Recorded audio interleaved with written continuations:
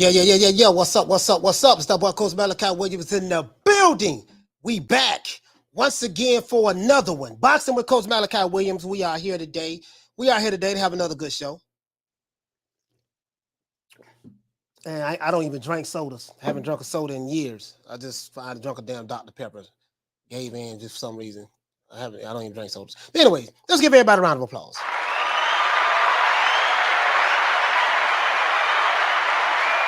Everybody who's here. I've been waiting to do a show about this about Usyk and Joshua for the simple fact that now that everything has been official, the actual fight date, the actual announcement has been made. They have a fight date that's been confirmed and stuff like that. Now that that's official, I'm very, very happy that that it's official now. I don't like talking about shit that's not official yet. You notice, like, I don't make a million videos about, Crawford Spence, the contracts, he need to do this. And, rumor has it, sources say, Errol Spence has got on his horse today. And he said this about Crawford. Oh, Crawford is driving the port. Yeah, I like that. Listen, man, y'all call me when the fight done. Let me know when the fight done. And then the same thing with Usyk and Joshua. It was like, it's different, but Eddie Hearn kept saying, I'll give you an announcement next week or in 2 weeks, and in 2 weeks, and 2 weeks. Then when 2 weeks go by, it's another announcement. And 2 weeks go by, it's an announcement for the announcement. So I like to talk about shit once it becomes official. I get it. As a content creator, you just need content. And your subscribers want to hear that type of stuff. They just want to hear the content no matter what it is. So, it is what it is. But yeah, I just want to see now that Joshua has a new trainer. He has Robert Garcia. I think that's a good move. I like Robert Garcia a lot. I like the mentality that Robert Garcia fighters have. Keyword mentality.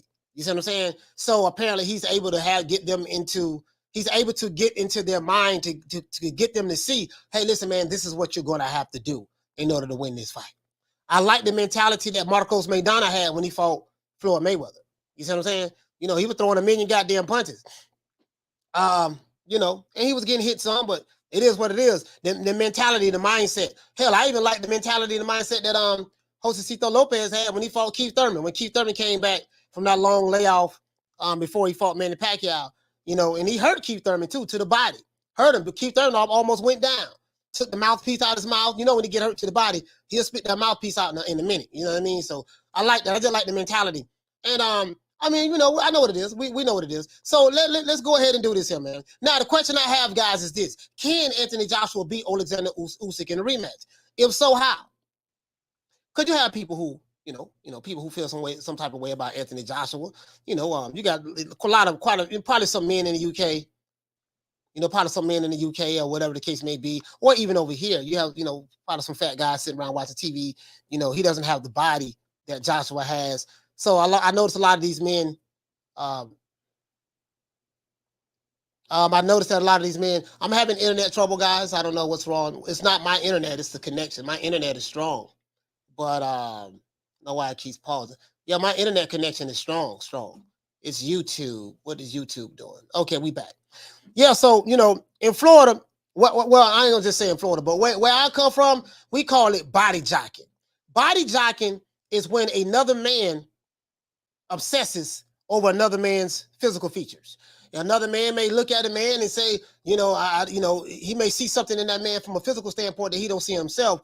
So he'll find criticism.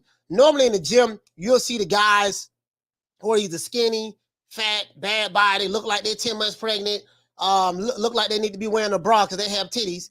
And they'll talk about the guys who are physically fit. Man, why he got that shirt on? Oh man, why he lifting all that weight?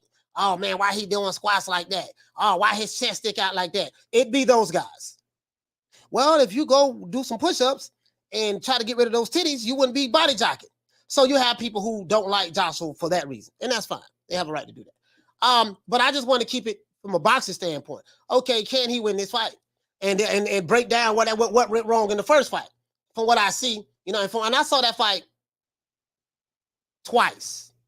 I saw it twice. Yeah, I saw the fight twice, and I gathered what went wrong in my opinion. You see what I'm saying? Now, Anthony Joshua versus Oleksandr Usyk is set for August the 20th, according to Talk Sport. Talk Sport, I think that's in the UK, right? Talk Sport, I think that's in the UK. Now, some people are saying that there's no way that Joshua can beat Usyk, and he doesn't stand a chance. Some people are saying that.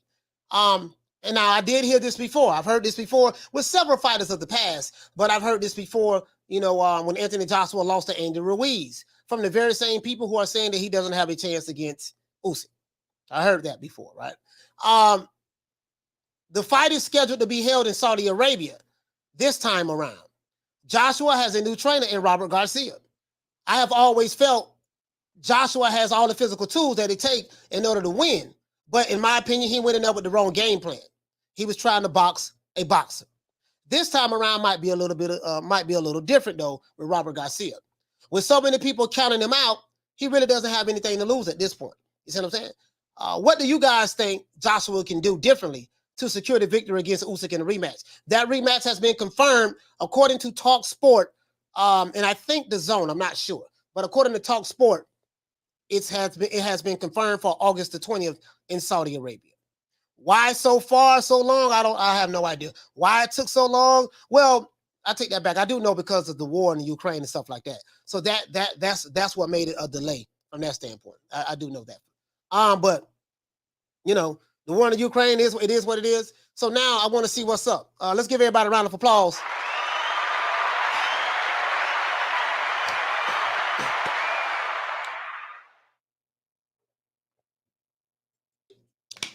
Stick said that he said I don't think that what you said I don't think Garcia is perfect for Joshua. It's perfect coach for Joshua. We won't find out if it's a perfect coach until they fight. One thing we know that what he had wasn't perfect. You know what I mean? So we won't know until he fight. If he would have picked someone else, you'll probably feel the same way about that person or that person. You know what I mean? So what matters is not what you think. What matters is what Joshua thinks, what he feels, what Garcia thinks. You know what I mean? I think that it's a good move. You feel differently. Nothing wrong with that. What we both are going to find out if it was a good move or not on August the 20th when they actually fight each other. When they actually fight each other, that's going to tell the tale. But from a stylistic standpoint, from what went wrong in the first fight, from what I saw, trying to box a boxer, you don't box boxers. You don't do that. If you 6'6", 250 pounds, you fight like you 6'6", 250 pounds. You fight to your strengths. One of my criticisms of Anthony Joshua was that I felt like was weak-minded of him when he listens to what other people says outside. Like he listened to the other boxers. He listened to social media, stuff like that. Yeah, those guys were saying that I couldn't box, so I wanted to show them that I can box. Why the fuck would you be giving a damn about what another motherfucker think about you in the first place? These people don't give a damn about you. They don't have the net worth that you have. You got a net worth of over 100 million pounds. Like, dude, they don't have the net worth that you have. Most of the people who may criticize you, they don't like you any goddamn ways. There's nothing that you can do to make them happy anyways. So why would you as a fighter, as a boxer, go out of your way to try to please, so to speak, other people? That doesn't make any sense to me. I never understood that. Like, James Toney didn't. I'm gonna change my style to try to show these people I can do that. Wrong game plan, and that's why you lost. You see what I'm saying? Fuck, I give a damn about what another nigga talking about. I wouldn't give a damn what they say. Myself. Shout out to the Martian. He said people talk like that are fans of male adult entertainment. Hey, all right with AK. Blue Hunted says, I see him stopping AJ faster this time around, coach. Shaking my head, all bad for AJ this time around. Okay. All right, we'll see how it work out. We'll see how it work out. He say, coach, AJ can win, just have to change the way he fights. Yeah. Yeah. I mean, that from what I gathered, because I had to watch it the second time to see, he had the wrong game plan. He looked lost in there because he was trying to think, trying to figure stuff out instead of just fighting. You see what I'm saying? That's what it was. He got out-thought. You know what I mean? In there. Can't box no boxer. You know what I mean? You can't do that. Jeff Lucietta said all gas and no brakes. Best for AJ in rematch. Yeah. Yep. Let's see. Giovanni, what you say, fam? You say, I think it's mental with Joshua. Yeah, me too. I think it's mental with Joshua. I might be bugging, but he's scared to get hit. Now that Ruiz situation. I think Joshua can beat Usyk, but he has to put his heart into it. Yeah. I don't know about the scared to get hit part, but I do understand exactly where you're coming from, Giovanni. You know what I mean? Just when he gets punched with a good shot, that he has that starry look in his eyes. Well, you know what? He had that starry look in his eyes with Ruiz after he got dropped, because he dropped Ruiz and then Ruiz came back and hurt him. Caught him. Ruiz caught him with a temple shot. Caught him like right here. Damn, nicely placed left hook. Nicely placed left hook. You know what I mean? Beterbiev throws those kind of shots too. So just depending on who you're fighting, you have to fight them accordingly. You see what I'm saying? That's what it is. Corey Bradley, what you say, fam? You say what went wrong is Joshua tried to outbox Usyk.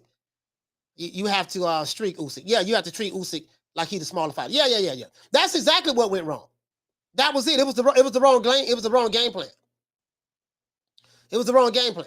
Wrong game plan. Yes, sir. Wrong game plan. That's exactly what it is. What you say, fam? You say, can Usyk take one of those AJ's uppercuts if it lands clean? I don't know. When I went back and looked at that fight again, I saw I'm looking at Usyk's face. I'm like, damn, he got a big ass cut right here over his right eye, next to his forehead. He got both his eyes puffed up, 2 red marks on his eyes. He was right here. And I'm like, damn, Joshua wasn't even hitting him hard. I'm like, Joshua wasn't even hitting him hard, and he was marking him up like that. He hurt Joshua in that fight a couple of times, and Joshua hurt him a couple of times to the body. And when I saw the fight the second time, Joshua hit him in the body. I heard a ooh, and then Usyk had backed up to the ropes. He had backed up to the ropes a couple of times in that fight, and Joshua didn't even go in there for the kill. Joshua didn't go in. He was like, I don't know what it was like, but he was hurt. He was definitely hurt. He was definitely hurt to the body. Those body shots. Jabs to the body help Anthony Joshua out a lot too. Jabs to the body. Floyd Mayweather patented move. Floyd was really good at jabbing you to the body to offset your rhythm and your timing. Floyd Mayweather was really good at that. Jabbing to the body, offset your rhythm and your timing, make him reset. He was really good at that. And by Joshua being, having a longer arm reach, the jabs to the body helped him out real well. I'm anxious to see what kind of game plan that him and Robert Garcia come with. I know that the game plan has to be the opposite of what the first game plan was. What's the dude's name? This trainer, Rob McCracken, or whatever the case may be. I know it's going to have to be different from that. MMA, what you say, fam? You say, coach. You say, what do you think AJ has to do in order to be able to win? I think the body shots are key. Yeah, definitely the body shots. The body shots. He has to be less timid. He don't try to box him. Fuck boxing him. I'm gonna tell you what I did like from a mentality standpoint. I want you guys to hear this. I'm gonna repeat, from a mentality standpoint, not skill set standpoint, but from a mentality standpoint, what I did like, I like the way Del Boy fought Usyk. From a mentality standpoint. What do I mean by that? Del Boy's mentality was, man, I'm coming in there, F you. He just didn't have the skill set. He didn't have the skill set to pull off what he needed to do. But he hurt Usyk a couple of times in that fight. Del Boy did, and Del Boy just didn't care. I don't care if you hit me. I don't care about all that fancy dancing you be doing and all that pretty stuff. I don't care about none of that. It's just that Del Boy didn't have the skill set or the engine to keep it up. But from a mentality standpoint, that's he didn't care. He didn't care. He didn't care at all. I was like, man, God, Del Boy was like, he wasn't mesmerized by footwork, none of that stuff. He said, them games. He said, let's talk about Usyk's flaws, if any. Usyk is a very technically sound fighter. Usyk, to be honest with you, my brother, I don't really think that Usyk really has too many flaws. He has stamina. He doesn't get tired. As the rounds go on, to be honest with you, he picks up his work rate. He's known for outworking his opponents. He has pretty good feints, damn good footwork. We know that. He knows how to manipulate the space, the distance in space. He knows how to set up that straight left hand. To be honest with you, bro, I don't really see too many flaws that Usyk has. Every fighter has a flaw, but some fighters you just gotta really, really just look at them and see. He doesn't take body shots too well, if that's a flaw. He doesn't take body shots too well. He doesn't take the body shots too well at all. And I saw that when he fought Joshua. Joshua just didn't keep it up. He didn't keep it up. He don't take the body shots. But that's about it. Usyk has damn good footwork, really good feints, has a nice jab, sets the left hand up very well, understands distance and range. He knows how to manipulate the space in front of him. Yeah, I'm not gonna lie to you, them games. That's a good question, bro. I don't really see too many flaws to be fair. You know, I'm not gonna lie, dog. Like he's pretty much, and he's fundamentally sound. He has ability to stick to the game plan. He knows how to make adjustments in the ring. I really don't see no goddamn flaws, to be honest with you. now that I think about it. Oh man. Yes, sir. But he was hitting Usyk all night long. I didn't even realize it because he wasn't hit. I'm like, how did Usyk's face get scarred up like that? And his ass was getting hit. He was getting hit. And I'm like, damn, if Joshua would have sat on his punches, and he was hitting him with pity-pat punches. He wasn't hitting him with no flush, straight, hard shots. It was just pity-pat punches because he was trying to think his way through it. I'm like, man, if he would have sat down on them punches, god damn. Woo, that'd have been some shit. Alex Skill, what to say, family? Say AJ needs to be prepared to miss with 2 punches in a combo to hit him with that third. If AJ approaches with Dale Boy's tactics, it's faster and stronger than Dale. But if he goes past 6, Usyk wins. Yeah. No, I'm not saying Dale. I'm not necessarily saying Dale Boy's tactics. I'm saying Dale Boy's mentality. I don't want anyone to mistaken Dale Boy's tactics from mentality. Well, I'm saying from a mindset standpoint. You see what I'm saying?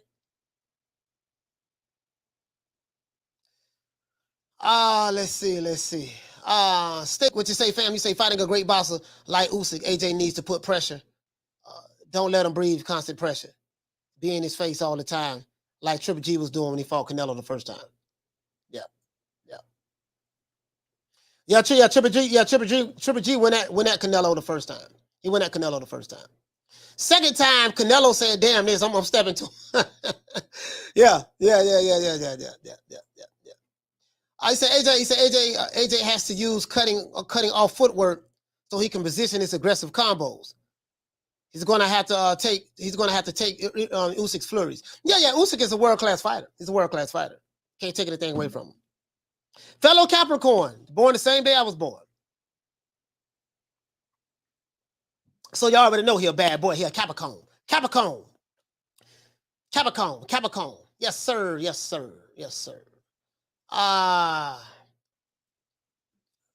Super sardonic. What you say, family? Say Usyk a little pale, so the damage sticks out more. Yeah, I mean, but I don't see them fight other guys, and those other guys ain't do that to his face. I don't see them fight several fights, so I don't think that's it. He wasn't looking like that when he fought those other guys. He was getting hit. Halim, what you say, fam? You say round Usyk corner told him not to knock Joshua out. Yeah, I didn't hear that. I've been hearing people say that, but I haven't heard it myself. Is there a video where you can send me, Halim, where what you saying? Well, Usyk's corner said that, hey, don't knock Joshua out. Is there a video you can send me? Because I've been hearing people say that, but I haven't heard it myself. I just want to have a receipt. You know what I mean? Shout out to Lil Green Eyes P. Usyk a very good fighter. No one's saying he isn't. And no one fanboying AJ. Just like Fury heads. Okay. Let's see.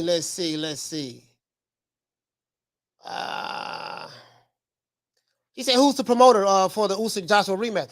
Eddie Hearn. Eddie Hearn is the promoter.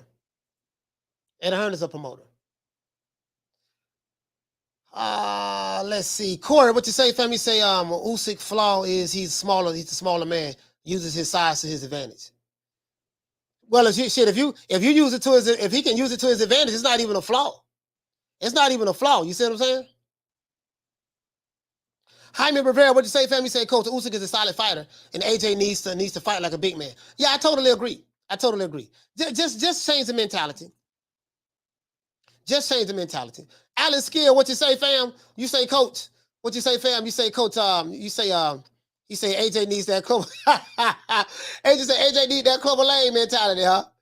Oh man, I tell you, bro. Yeah, man, for real though, man. Get out my face. Don't need nothing you got no more. Don't need no hair's been messing up my corner. And you better get that bad look off your face before I knock it off.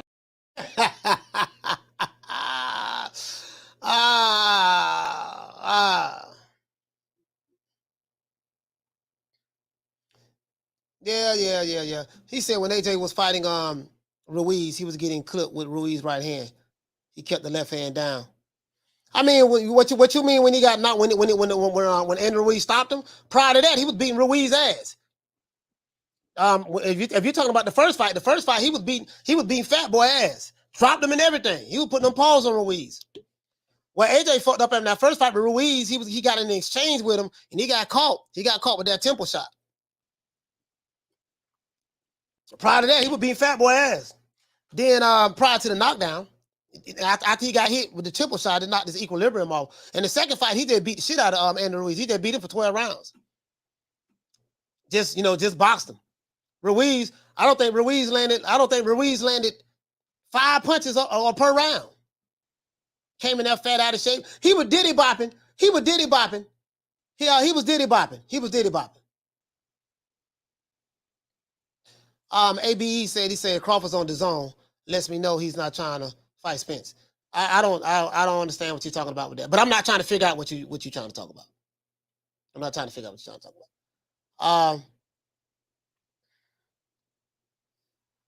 about. Let's see who else we got. Super Sardonic, what you say, fam? You say AJ isn't mean enough. You think a guy that size and strength would naturally try to be rougher in his fights. Okay. That's dealing with the mentality. You're talking about the mentality. If AJ doubles and triples up the power jabs, Usyk will be able to do little. Yeah, there's some things there's a lot of things that can be done. When I looked at that fight the second time, it wasn't as bad as I thought it was in the first. When I first saw it, I was like, man, then I said, then how his face got fucked up. Then I went back and looked at the fight the second time, and I said, oh, okay, I see what it was. So I had to look at it again. He said, yeah, Robert Garcia will sort his problems out with Joshua.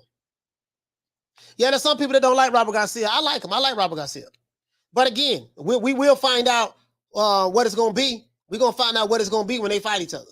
That's how we'll know. When August the 20th get here, that's how we're going to know.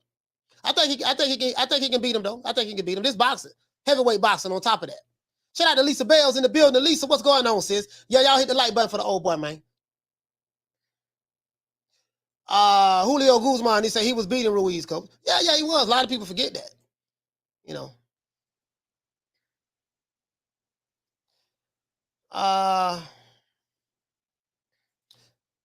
Sticky says, Coach, AJ Highguard is not good enough and he don't have good head movement. Okay, all right, that's your opinion. We'll find out what's going to happen in this fight. That's your opinion that they don't have good high guard. Some people may feel different from you, but that's your opinion. At PBH, he say AJ only chance is to try to bully Usyk, get mad and dirty. Cannot box Usyk. Yeah, he cannot box him. The problem was the style. He came with the wrong goddamn style and he didn't know what to do. Like, dude, it's like a checker player trying to play chess with Bobby Fischer.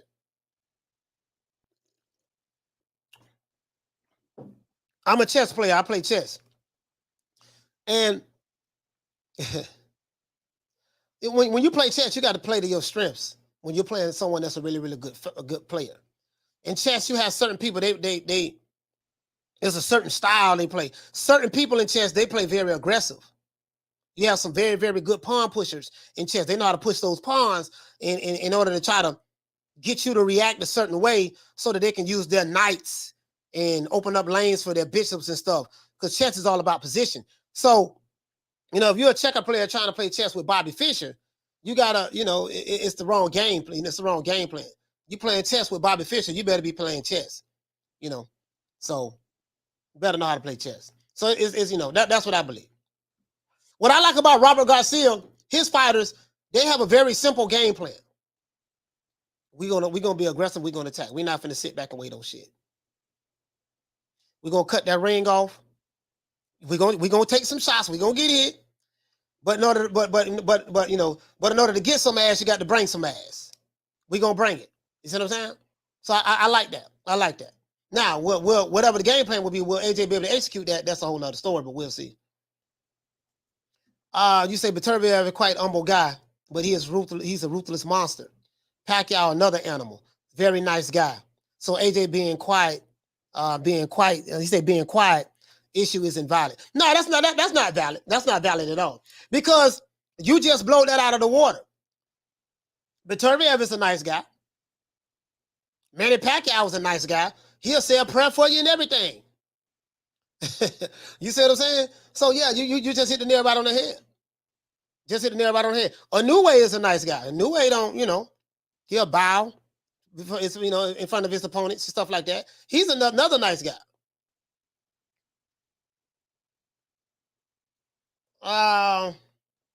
He said, have we considered Usyk might have regressed considering the drama he's been caught up in? No excuses though. No, he hasn't regressed. No, Usyk hasn't regressed. Usyk, I wouldn't say that. You know what I mean? The one Mr. Ham, Mr. Hizam, what's up, baby? Mr. Ham say AJ need to trust in his power. He lost a little confidence after the first Ruiz fight. Yeah. I think when you get rid of, I think when you switch trainers up, it can go one or two ways. If it's working, it's fine. If it's not working, there's nothing wrong with changing it up. And this is what Lennox Lewis was saying. Lennox Lewis was telling Joshua that. He said, man, listen, man, you know, you've been with this guy a while, you know, but the guy who you was with kindergarten and elementary, it's not the guy that you're going to need when you go into the pros. The guy that you was with in the amateurs and stuff like that, yeah, he got you so far. Certain trainers can only get you so far, and other trainers will take you to the next level. So when Lennox Lewis, his trainer got him so far, but then once he got with Emmanuel Stewart, it was a whole other ball game. So sometimes that's perfect. What you say, family? Say AJ need to trust his power. Yeah, absolutely. It was the game plan, dog. Shout out to Michael Buffer for dropping them 5 pounds on your boy. Hey, Leroy! Super chat received. Playtime's over, boy. He said Usyk has one weakness. He don't like body shots. Yeah, I said that. He don't like no body shots. Usyk has been dropped twice by a body shot. Beterbiev was one of those who kept attacking Usyk's body until he dropped. Down from the bar, there's a platform stage. People pimping, sharp as razor blades. Yeah, they don't like no body shots. As a matter of fact, the Eastern European fighters don't like body shots at all. If you look at it, shit, I remember when Andre Ward fought Kovalev. Even though I did have Kovalev beating Andre Ward that first fight by split decision, Andre Ward started hurting Kovalev to the body. He was hurting him with them body shots, slowing him down. You see what I'm saying? Triple G, he hates body shots. You see when Triple G fought Sergey Derenchenko was breaking him off. I thought Sergey Derenchenko won that fight, and I thought he got robbed. You know, I thought he got robbed in my opinion, because he was taking the crown in my opinion. You know, he was taking, well, I ain't gonna say robbed, but I thought he won that fight. I just say that. He was taking the crown to Triple G. Them body shots was breaking Triple G ass off proper. He was visibly wincing and like doing like this here and was trying to get the hell out of the way of them body shots. And you saw that when he fought Canelo as well. But yeah, man, them Eastern Europeans, they don't like them body shots, bro. They don't like them body shots at all, boy. That's their weakness. If it's a weakness, it's that. Hell, when Lomachenko fought Teofimo Lopez was jabbing him to the body, jabbing him to the body, making him reset. Teofimo was working that body on Lomachenko. Yeah. Old Dirty Boxing, what you say, the nicest guy in boxing. Yeah, man. Yeah, man, it ain't, it ain't got nothing to do with it because you nice outside the ring and shit like that. Now, what I didn't like the fact that I just thought he was being too friendly. You taking pictures with the man before the fight and all this shit there. Man, damn all that. I didn't like that. Because you don't see Usyk, not Usyk, but you don't see Beterbiev taking pictures with the opponent. Hey, man, how you doing, baby boy? You all right? Yeah, man. How you cheering doing? You cheering doing? How the wife doing? Oh, the wife and kids doing fine? Yeah, man, yeah. Now, you don't see that. We may be cordial, give each other some dap, stuff like that, but I thought he was just a little too friendly in that first fight before leading up to the fight, in my opinion. I said, what the fuck? I was like, what the fuck? What are you doing? Oh, you want to get a man sugar, y'all hugging, and I'm like, what the hell? Oh, strangeness, what you say, fam? I got a whole lot of more. Yes, sir, whole lot of more. Jose Luna, he said, I don't think this rematch is going to be easy for AJ, like Ruiz rematch. Ruiz came in there heavier. I don't think he was prepared enough. Usyk seems far more disciplined than Ruiz. I mean, all I know is leading up to the fight, Jose, Andy Ruiz, everybody was saying that there's no way he can beat him. AJ should take a tune up. Andy just too much. Everybody was saying that. The experts were saying it. Mike Tyson was saying it. And then when he beat him, everybody act like they never said it. That's all I know. So we'll find out. That's all I know. So we'll find out. Jose Luna, what's going on, fam? Jose, what's going on? Shout out to the Queen Bless, son. Bless 365. Smash that like button. Yes, sir. Yes, sir. Shout out to Bless. True. Them games, what you say, fam? I say agree, coach. Thinking about it, the body shots the other way. Yeah, the body shots, yeah. Yeah, the body shots. MFB, what you say? You say Triple G took Canelo shots. He beat Canelo, if you ask me. I mean, in the first fight, I'm talking the first fight. You're talking about the first fight. The second fight, Triple G was on his bicycle. He was on the back foot that second fight. Triple G don't like body shots, boy. Them body shots, Sergey Derenchenko beat him, and in my opinion, with those body shots. Sergey Derenchenko beat him with those body shots. But of course, he wasn't a house fighter, so Derenchenko was on his ass, boy. I was like, man. Caesar, what you say, fam? You say, Coach, did Joshua change trainers? Yeah, he changed trainers. He got Robert Garcia. he said they hug him because they're getting richer. Yeah, but shit, other fighters don't do that. Shit, I didn't see Hagler. I didn't see Hagler hugging Sugar Ray before the fight. I didn't see Hagler hugging Hearns or Roberto Duran or what the other dude name? He fought before he fought on Duran. John the Beast Mugabe. I didn't see him hugging him. Yeah, well, we getting richer, baby boy. We getting richer. Shit, I didn't see that. Oh man. He say, think it will make a difference? Shit, it can't, shit. Listen, I think it'll make a difference because he can't do no worse than what he did in the first fight. Shit, the dude he had in the first fight, he definitely can't keep that dude. Can't keep him at all. Shout out to Michael Buffer. Hey, okay. Dropping them 2, bam, pounds on your boy. Hey, Leroy. Super chat received. Playtime's over, boy. He said, didn't AJ ask the security guy how to beat Usyk too? I don't know,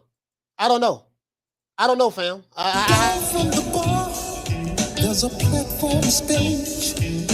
People pimping, sharp as razor blades. Yeah, man, you hit the nail right on the head, fam. You say them gains, feint plus body shots. Yeah.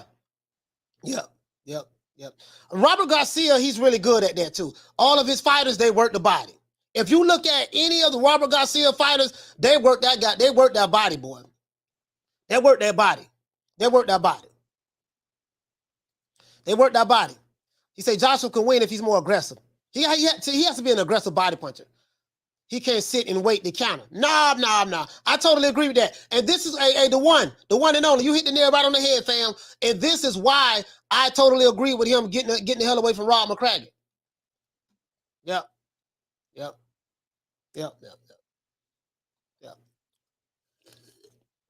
Usyk don't like body shots. A consistent attack. Those Eastern European fighters, for this, listen, if you look at Triple G, look at Sergey Kovalev, look at Sergey Kovalev, look at Lomachenko. I think it's a couple of more that I'm missing. The guys who have a consistent body attack, they don't like that shit at all. They don't like that shit at all. I mean, no fighter likes body shots, but they don't take them very well. They don't take no body shots very well. A consistent body attack, listen, we're going to come with a pressure body attack. Listen, if you look at the way, when I was looking at that fight that Maidana and Adrian Broner had, I was like, Maidana was hitting this motherfucker everywhere. Elbows, knees. Well, he was hitting on the knees. He was going to the body, liver shots. He was throwing, he was throwing punches from so many different angles.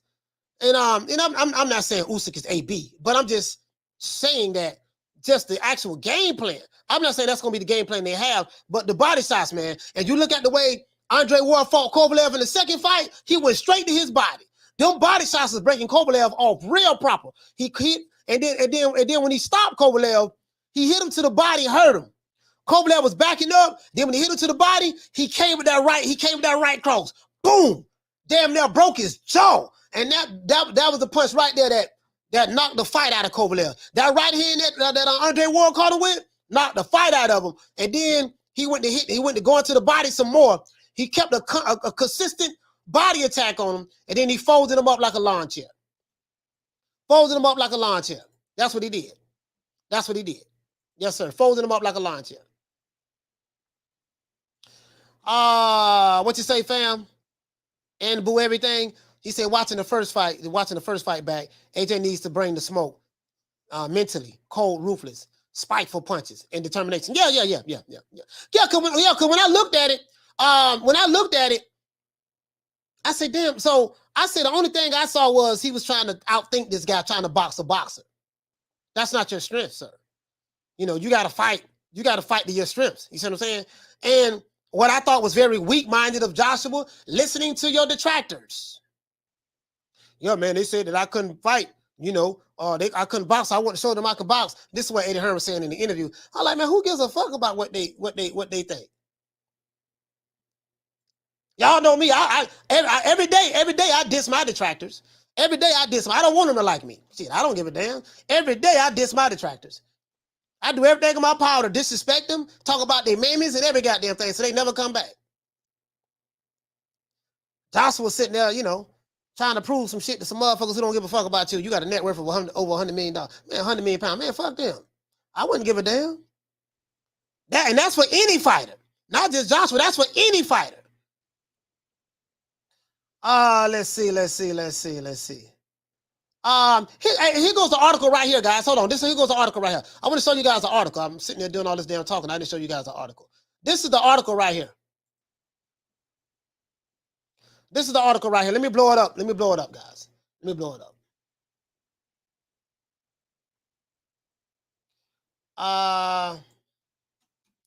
Let's see. Let me blow it up. Hold on, guys.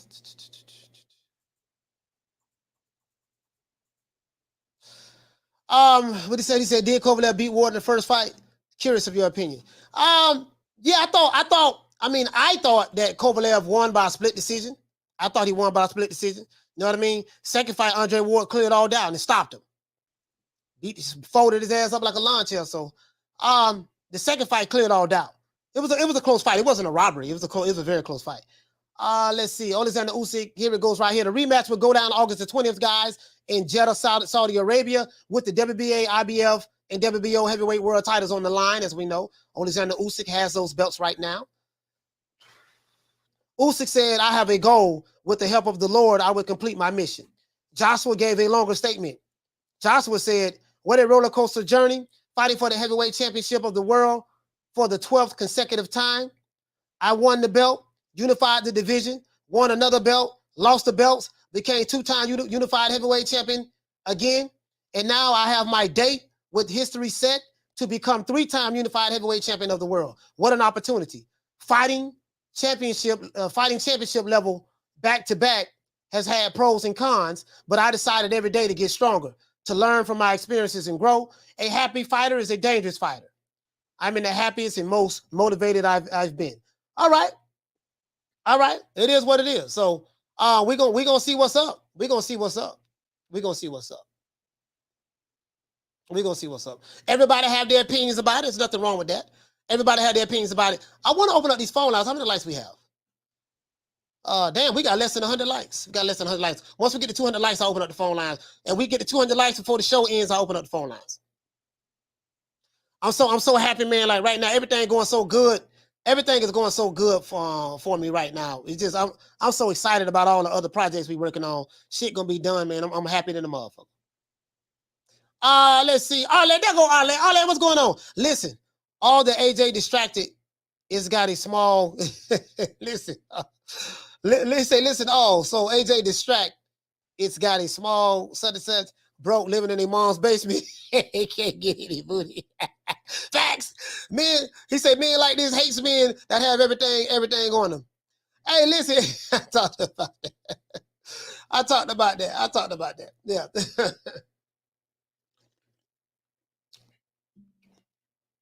I don't know about women. I don't know about women, Arlette, but men hate other men for different reasons. Men hate other men for different reasons. Like men like the men hate is serious.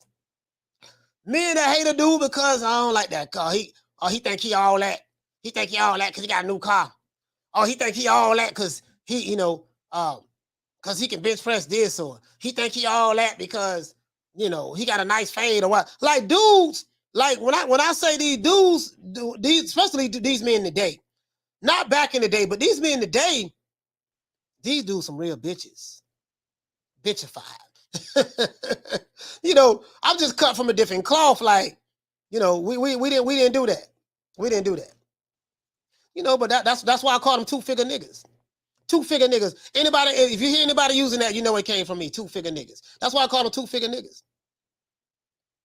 Let's see. Agent Big 30, what you say? It seems like every time AJ loses his belts, he either gets paid more money on the rematch or buy a share ownership of the zone.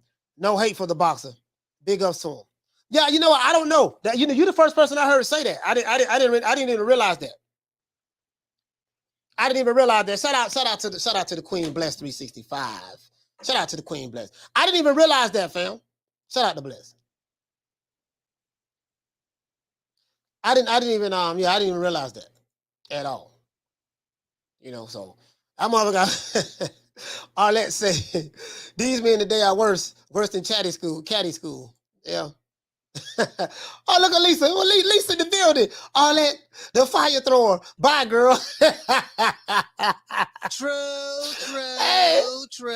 Oh, man. Meryl Dixon says AJ getting drilled. End of. Okay. All right. That's how you feel. We're going to find out August the 20th. Teach. What's going on, Teach? He said salute. He say down from the bar. There's a platform stage. People pimping sharp as razor blades. Down from the bar, there's a platform stage. Yeah, man. People pimping sharp as razor blades. Salute to Antonio King. Antonio, what's going on, fam? Salute to you, my brother. Yeah, man. Damian Wester, what you say, fam? You say Coach don't change his name up. I didn't even notice. Yeah, I know. A lot of people haven't realized it yet. So when they see the name, they don't even know it was USA Today. I'm going through a rebranding phase. Branding phase right now. I got a lot of shit going, a lot of good shit going on. I'm happy in the motherfucker. A lot of good shit going on. A lot of good stuff going on, boy. But we gonna be, boy. But we finna take this to a whole nother level. Arlette, I need you. I need you, Bless, Lisa, Little Green Eyes Fee. Hey, we gonna get it popping. We're gonna get it popping at the other spot. The boxing scholar, what's going on, fam? In boxing terms, if they said that I means don't sit in front and get caught with something. Okay. Eric Gonzalez, what do you say, fam? If Usyk could make light heavyweight once again, Does he clean out the division? You know what, fam? I'm not gonna sit here and lie to you. Oh, you talking about light heavyweight? I don't know. I don't know. Yeah, I don't know. I don't know. I don't know. Good. It's a good question. Good question, but I don't know. Those are hypotheticals and ifs, and we'll never see that. You see what I'm saying? We'll never see that, fam. Now, Usyk was on cruiserweight though. That's another thing about Usyk. Usyk was cruiserweight. Eric Pack, he said, "Good move, coach." Yes, sir. Yes, sir.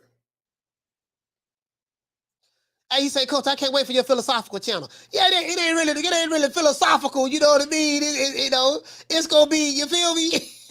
You feel me? It's gonna. We're gonna make it with this. Let's put it this way. We're gonna make it do what it do. We're gonna have way more fun over there, bro. Like that. And listen, that channel gonna grow super fast. That channel gonna grow super fast. If you listen, if you a 2-figure nigga, you ain't allowed to come. I don't want no 2-figure dudes trying to talk to me about money and millions and stuff like that. No. I don't want to hear that. Steak says, Coach, I don't see how AJ beats Usyk. AJ has low ring IQ and fighting with great movement like Usyk is a nightmare. I totally disagree with you, but you're entitled to your opinion. Meryl Dixon, what you say, fam? No need for her to talk her drunk bus either. I'm not talking to her. I don't even understand that. No need for her to talk her drunk bus. Okay, I don't even know what that means. Eric Pack, what you say? He said, wouldn't surprise me if Usyk has some form of PTSD. PTSD from what though? From what? You mean from boxing? From boxing? Anthony, what you say, fam? Anthony say Joshua confident that he will win this one, I think. I can't wait to see that fight. I really can't wait to see that fight. I'm not gonna lie. Alex Soto, what you say, family? Say I got AJ winning on the rematch. I'm anxious to see what is he going to do. I'm anxious to see like the mindset. The mindset. He said, "Did you create the other channel?" Yeah. I created 2 new channels. One channel just for marketing. I'm going to show other content creators how to make money using social media on YouTube and stuff like that. I'm going to show them I'm going to teach them the whole game. Show them the game. Show everybody's how this shit works. I'm going to break it down systematically, break it down like an engine block, break it down like a 57 Chevy. You see what I'm saying? And then put it back together and show them. That's that channel. But my other channel, Midnight Conversations is, man, I should have been doing this. I should have been doing this. This is what I should have been doing. I have so many ideas. I should have been doing this. Yeah, it's created though. It's created, fam. Just waiting on the artwork to get done. I'm not doing the artwork, man. I can't do everything.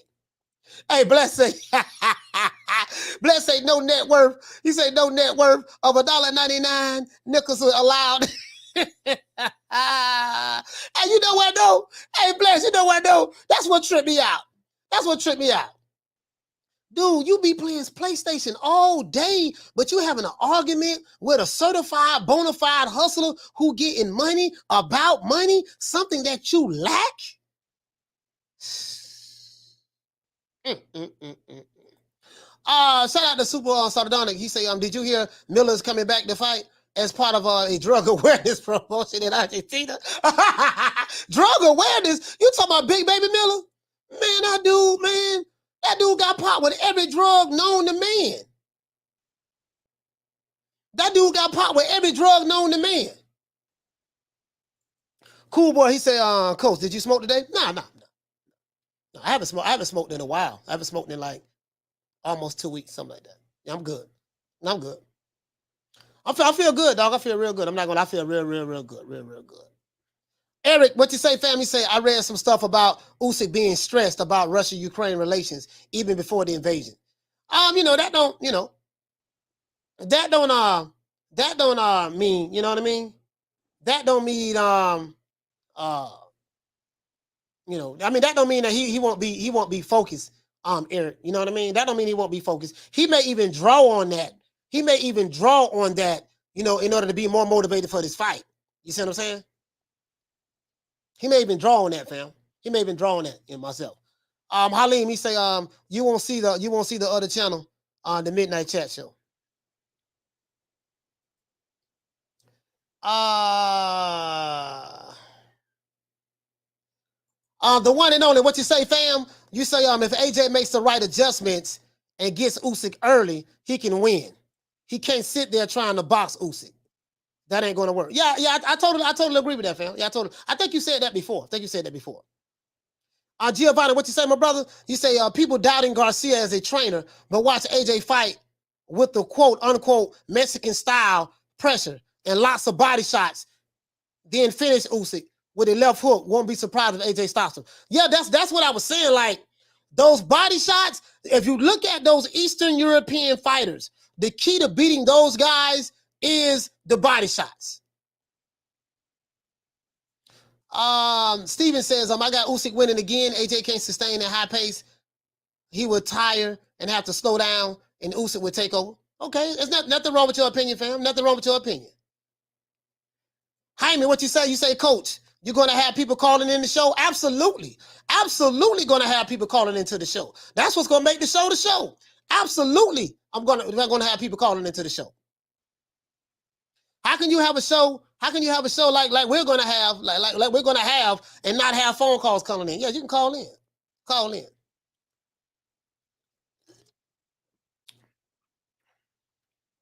Let them call in. I want to hear the fellas' point of view. Yeah, man, you know. Oh my God, I'm so excited about this, bro. Bro, the level of excitement I have, bro. Bro, my cup is, you know, I have so much joy in my heart. Drink, brother. My cup is runneth over. My cup is runneth over. Them haters don't like that. Damn, that nigga feeling good. Damn. Oh, let's go back to playing our PlayStation. Go back to playing your PlayStation, man. Go back to playing your PlayStation.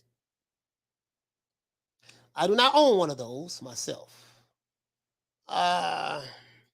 Angel Rivera Sr., what you say, my brother? You say cutting the ring and aggressive body attack would benefit AJ. Yeah, yes, it would. Yes, it will. Yes, it will.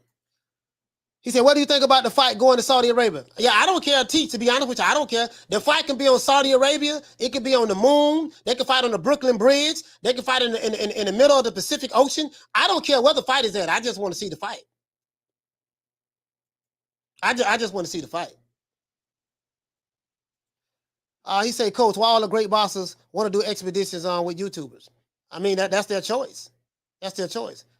Floyd do it with Paul and Ward, saying he has no problem doing expeditions like Jake Paul.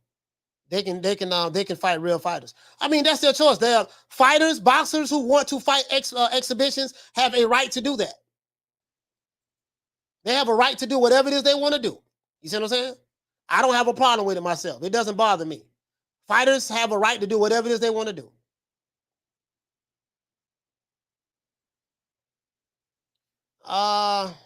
Especially retired fighters. Bless, what you say? Can you imagine Jerry calling into the midnight? True. Hey, Bless.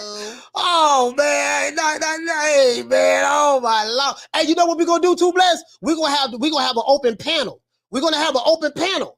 So we're going to have a panel where I'm going to drop the link, and we're going to have a panel where people can come on the panel. You see what I'm saying? We're only going to have maybe one or two at a time, something like maybe one or two at a time. We're gonna have a panel. Off the rip. That's what it's gonna be. That's what it's gonna be. What you say? You say, Coach, you have an elite guard of beautiful women. You must be doing something right. Hey, I ride with the AK.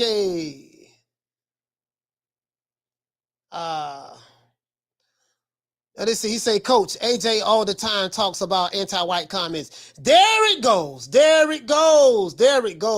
I knew it was something.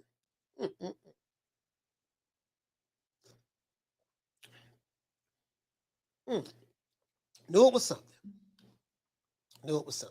There it go. Dim Gaines, what's going on, fam? He said, respect and best wishes, Coach. Your hard work, your hard working. Yeah. Very, very, very ambitious guy. Hey, Bless, look at Bless. Bless with all the smoke. True. True. Hey, Bless with all the smoke. He say fighters have a right to fight YouTubers. I have a right not to watch it. Exactly. You have a right not to watch it. You have a right not to watch it. That's right. That's right. Sure enough, do. If you're a fan of the sport of boxing, you watch the fights that you want to watch. If you don't want to watch an exhibition, don't watch it. I don't watch it myself. I'm not interested in it. You see what I'm saying? Yeah, man. Yeah, man. Steven said AJ needs to throw his jab with bad intentions, throw it fast and hard, and do plenty of things to keep Usyk guessing. Giovanni, what you say? You say, if I could fight an inexperienced YouTuber trying to box for millions, I would do it too. Hey, you know what we gonna do, man? Oh, bro. Whoo, Lord have mercy. I get to be so much more creative. You know, I'm not gonna be, because I have so much to offer. I'm not gonna be held to the confines of this. Yeah, man. Goozy, what's up, fam? He say, salam, coach. Salam alaikum, my brother. Yes, sir. He say, peace. Peace. You're good, fam? Yes, sir. I'm good. I'm good. I'm good. Good. Good. Feeling real good. Feeling real good. Halim say, I would say this. I won't be coming on, coach. New show, Midnight Conversation. No, you don't need to come on. It's not for you, Halim. It's not for you. There's nothing that we will be talking about on that show that you'll be interested in. It's not for you, sir. You're not even, Halim, you're not even my targeted audience.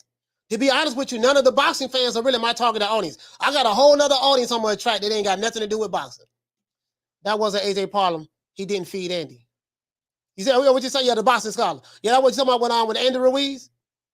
Yeah. Ricky Ricardo, what's up, fam? He said AJ can win, but I favor Usyk going into the rematch. Yeah, absolutely. There's nothing wrong with that. Nothing wrong with that. Nothing wrong with that.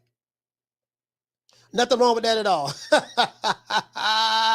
Little Green Eyes P say, ducking the like button again. Yeah, that's cool. It is what it is. It is what it is. Whenever we get to 200 likes, I open up the phone lines. If not, it is what it is. You know what I mean? Hit the like button, though. Hit the like button. They want to moonlight, they moonlight. It is what it is. They're not stopping us from growing. They're not stopping us from getting to 14,000 subs. They're not going to stop us from getting to 20,000 by the end of the year. It's not going to stop anything. They can hate all they want and they ain't going to stop nothing. I know what the fuck I'm doing over here. I'm a hell of a marketer. I understand keyword research thumbnails very well. I know what I'm doing over here. I understand this shit very well now. Let's say it is so it is so Rainbow, man. Rainbow, for a man to go back and forth with a woman. They go down on Arlette. Arlette, come on now. Arlette, come on now. God dang, Arlette, you boy, between you and Bless, man, y'all so. He said, what are some of the topics on this midnight show? Man, we're gonna be talking about just the dating scene as it relates in 2022. Just stuff like I don't want to give away my topics. I don't want to give them away because I don't see nobody doing it right. Well, I don't really see nobody kind of doing it the way I'm gonna do it. So I really don't want to give it away. But I can give you something juicy though. It's gonna be about male female relationships. Women from many different backgrounds, men from many different backgrounds. You know, what does a woman look for when she decides to choose a mate? We're going to be talking about, hey man, listen, man, what not to attract. You know what I mean? You don't want to attract the the broke struggling, the broke chick or whatever the case may be. You don't want to attract the two-figure niggas. I like to call them two-figure niggas. Just not, we're gonna be talking about money, relationship, business, and just how all of that coincides with having a mate, how business coincides with having a mate, how there's a science to picking a mate. There's a science to it. You see what I'm saying? And I don't think most people know what the science is and stuff like that. We're gonna be talking about those things. I done my homework, fam. I done my homework. I ain't gonna have to deal with these beta males. Oh, nigga, damn that, nigga. You hate on my fighter, and I'm gonna pull up, and I'm finna send you gun emojis. I ain't gonna have to deal with none of that. I'm gonna leave them two-figure niggas over here. Y'all can come over here and two-figure all you want. Sign the contract. 60-20, 30-40. I'm Ricky. Yeah. Wait. When are you gonna pay me my $20 that you just borrowed from me 2 days ago? You say when you finish selling your Knick sacks, you was gonna pay me back my $20. I'm gonna pay you back your ragged ass $20. Don't you see I'm busy? Right now I'm threatening this dude on YouTube right now. Don't you see I'm busy? God dog, you always hating. Yeah. He said, Coach, the love doctor. No, really, I'm not even that. I'm learning. I'm really learning. See what I'm saying? Really learning. The boxing scholar. Nobody likes body shots. Who's being hit with them? No, you're right about that. Nobody likes them, but some people makes it painfully obvious that they don't like them. Some people, some people can take body shots better than others. Some people know how to defend against body shots better than others. You know what I mean? Shout out to Karma Serene. He said, all that is a sniper.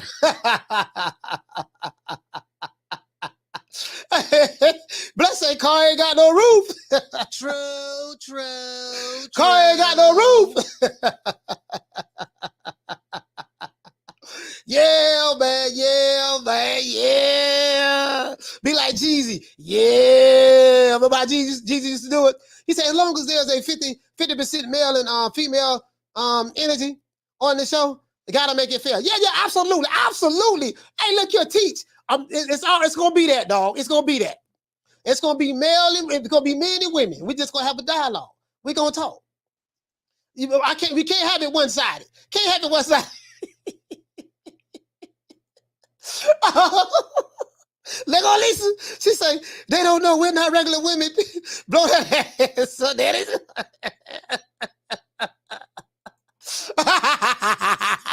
boy. Hey, but I put it this way. This ain't gonna be a channel for Pookie and Ray Ray. Now I know Pookie and Ray Ray gonna call the show.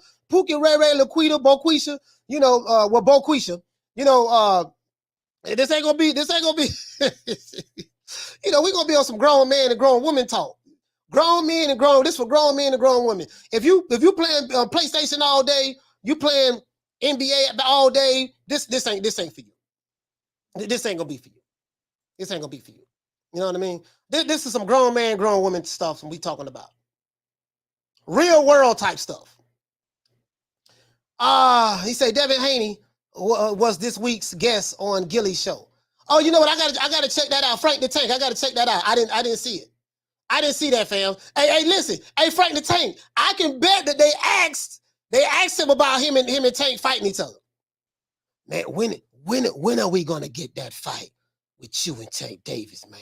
We want to see that fight. Yeah, we want to see that fight. That's what Gilly gonna say. You know what I mean? But we automatically know by Tank re-signing with Top Rank, by Tank re-signing with Mayweather Promotions. We already know there's gonna be more bubble wrap witness protection. He's not gonna fight any of those guys. I'm just being honest with you. I don't see it. Shout out to my main man Myron, man. Myron, what the lick read, baby? True. And then Leonard already broke that down. We looking for attraction. You got to be an attraction, and Tank is an attraction. He can literally fight a rock and it'll sell out. He's in a unique position. So I know I'm pretty sure that's what Gilly's going to ask him. That shit ain't gonna happen. I'm just, and I'm not being funny. I'm dead ass serious. I haven't even seen the show, and I pretty much know that that's what he asked him. Pretty sure that. Shout out to my main man Myron. What you say? It's so good. It's so good when it hits your lips. Yeah, I don't know what the hell y'all talking about. It's so good. It's oh, okay, all right. Hey, bless say Coach gonna be like, damn. Let me mute Lisa all of it, please. I don't know if I can have all y'all on at the same time, because we're gonna be having phone calls calling in too. We're gonna have phone calls calling in too. Yeah. Bring it IP. He said we're gonna have music. Yeah, man. Yeah. What you say, Frank the Tank? He said Haney said he wants Tank and Loma next. He got Gilly before Gilly could get him. Okay. Oh, okay. Well, shit, he know he'll get the Loma fight, but he can forget that Tank. That Tank fight ain't happening. Because Leonard gonna be talking about, oh, you got to be realistic. We're not gonna pay you that kind of money that you're used to getting paid, and we're used to paying Tank fighters $500,000, and we know you're making $3-4 million a fight. We're not gonna pay you that. you have to be realistic. He's going to want to pay Tank like he's going to want to pay probably Devin Haney like about 500,000. 500,000 pack of now look at the pork chop. We don't care about those belts. Those belts don't mean anything because you're not an attraction like Tank. So you're not Lionel Play World. You're not Toys R Us. You're not SeaWorld. You're not Busch Gardens. You're not Disney World. You're not the circus. You're not the attraction that Tank is. So he's going to want to. They'll never make that fight happen. They'll never make that fight happen. He said, Coach, how petty is it to remember a member scorecard for a fight that was 9 months ago? Yeah, that is petty. That is petty. That is, God damn. Well, you got that. I'm like, all that. You remember that? I like, damn. You know what I mean? Yeah, man. The one and only. What you say, fam? You say Tank is in protective custody over there at Mayweather Promotions. I mean, he's cool with it. I mean, he's cool with the arrangement. He's cool with the arrangement. So that's why he resigned. He's cool with the arrangement. And there's nothing wrong with that. There's nothing wrong with that. If he's cool with the arrangement, that's fine. I don't want to hear, I just don't want to hear all the other stuff that come with it. Like, you know what I mean? Bless it, we got to be in rotation. Oh, man. He said, open the phone lines, Coach. I'll open it when we get to 200 likes. We got to get to 200 likes for me to open up the phone lines. We need 45 more likes. 45 likes. 45 likes and the phone lines will be open.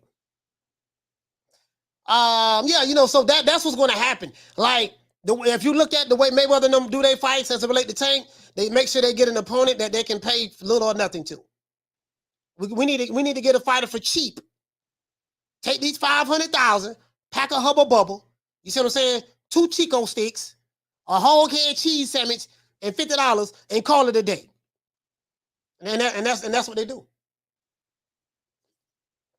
So when Leonard says it has to make sense, I'm not going to pay you. I'm going to pay Devin Haney. They have to be reasonable. You see what I'm saying? That's what he's saying. That's what he's saying. That's what they're saying. Cool Boy Curry, he said, but Coach, the people want Tank versus Haney. It got to happen. It don't matter what the people want. You got to listen to what Leonard Ellaby is telling you. Leonard Ellaby, hey, listen. Hey, Cool Boy Curry, Leonard Ellaby is already telling. He said it a million times, and that's why I ain't tripping no more. I'm like, he been saying it. He's saying, look, he telling you ain't going to get none of those fights. He's saying that. And not only is he saying it, Cool Boy Curry, he's showing us it. He's showing us that we're not going to get none of those fights. So if a man put action behind his words, then that tells you everything you need to know. I mean, how many times he got to keep saying the same shit for me to get it, for us to get it? You get what I'm saying? I get it now. He kept saying attraction and this and that. Devin admitted on Gilly's channel that he knew he had the equivalent of the regular belt with the WBC email belt. Now that Tank has the email belt, WBA regular. What the reason why he said that was because they tried to cheapen the belt with the actual sanctioned body, tried to cheapen that belt and say the French fries was the belt, but the other people like the Boston historians wasn't going for that. They're like, nah. So that's why Dale said, I'm keeping all the goddamn belts. So y'all can't come with that. So y'all can't come with that. You see what I'm saying, Cool Boy? That's what it is, fam. The one and only. That's what it is, bro. Kenneth, what you say, family? Said you think Tank will run out of opponents that they can lowball? Because they say they're really lose getting low pay and getting an automatic KO against Tank. I mean, nah. You got to understand, Kenneth. Tank Davis is in a very unique situation. He's in a situation to where he can fight anybody. They can literally take a bum at the corner liquor store in Baltimore, clean him up, and say, Tank gonna fight him next, and all of his fans are gonna come watch him fight that bum. So it doesn't matter. He's gonna have a plethora of fighters. And Floyd Mayweather, listen, Floyd Mayweather said it right here, man. Hold on. Where that clip at? Where that clip at? Floyd said it. Floyd said it. We have a plethora of fighters over here at Mayweather Promotions in the PBC. Will that one be happy family? Anything at all of where you'd like to either fight next as far as 130, 135? Anything at all? Well, His team gonna take care of that. You know what I mean? I mean, our thing is this. You know, we work smarter, not harder.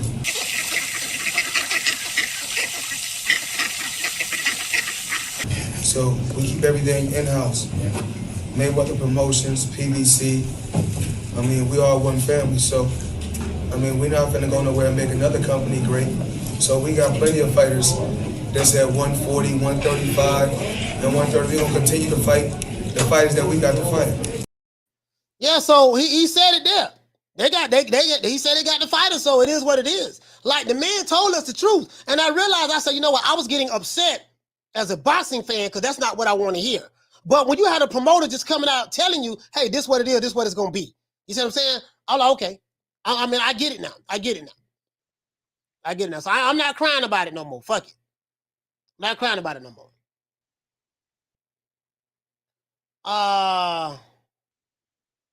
Let's see. Who else we got? You get what I'm saying, fam? Frank the Tank, he said, could you ever see Bud taking the fight at 140 if it was a big name money fight? Nah, I don't see that. Nah, I don't see that. I don't see that at all, fam. Shout out to Major Key in the building. Major Key in the building.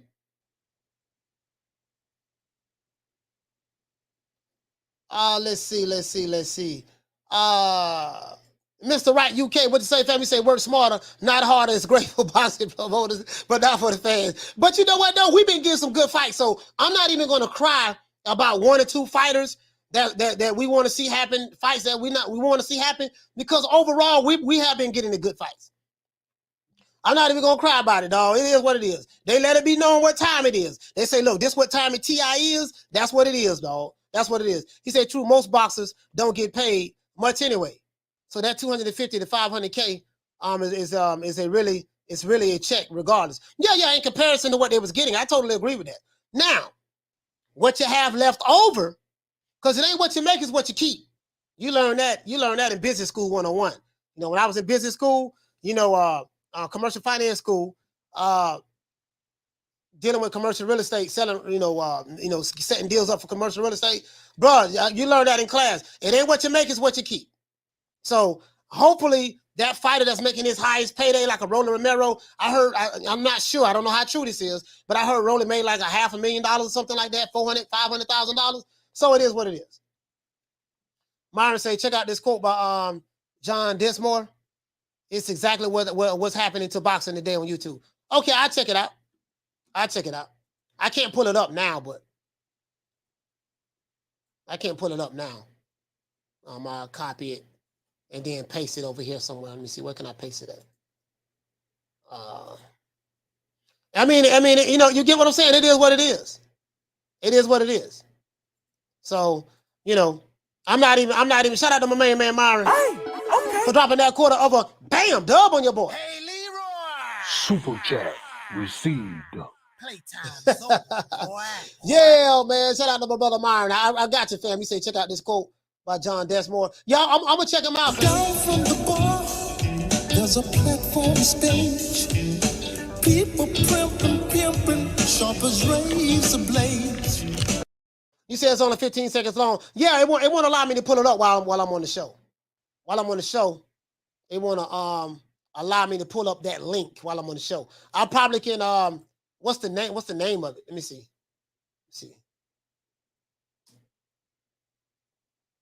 Let me see.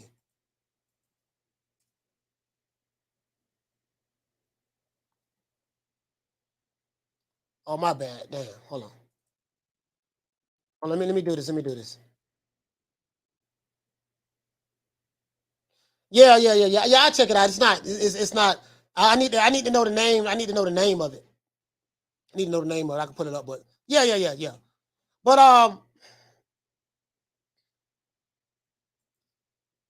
let's see. He said most people never heard of him. Yeah, I never heard of him. I never heard of him, fam. To be honest. Let me see what it does. Oh, okay. Here you go. Oh, I know who this dude is. I know who this dude is. Yeah, I know who this dude is. Okay, I didn't know that was his name. I know who he is. I've seen his face before.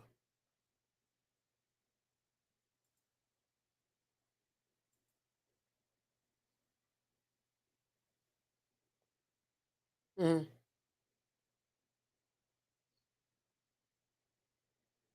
Yeah, yeah. He's talking about money like fertilizer. Yeah. Hoarding, yes sir. Yes sir. The drummer for the Doors. Yeah. I just got through looking at it. Yeah. Yeah, I didn't know that was his name, but I'm very familiar with his face. Shout out to Bruce Gas. He said, "Light my fire." Okay, all right. Kene, what you say? And then once they lose, they was already meant to lose, so it's not that bad. Plus, they gain a name just off being in the ring. Yeah, I mean, you know what? When they do the matchmaking, when they do the matchmaking, that's what they do. Like matchmaker's job is to, hey, I want to be able to pick the right fighter, for this fighter. You know, make it interesting enough. And the promoter's job is to sell it to where, hey, we need to let everybody know that this fight is interesting enough that they'll want to pay to see it. But we all automatically know what the outcome is going to be. Like when these fights are made, there's a lot of shit going on in the background that fans don't even know about. You'll have people from different camps watching the other guy. Hey, did he run today? Has he been jogging? Okay. Yeah, they say he been in the club drinking. Oh, he went to the club? Yeah, man. They say his diet not really on point. I'm gonna give you a perfect example of what I'm talking about. If you're a fighter, you're a boxer, you know exactly what I'm talking about. If you've been in the business of boxing, you know exactly what I'm talking about. When they pick a fighter, they do all kind of research on his background. Okay, stylistically, he don't match up with my fighter, stuff like that.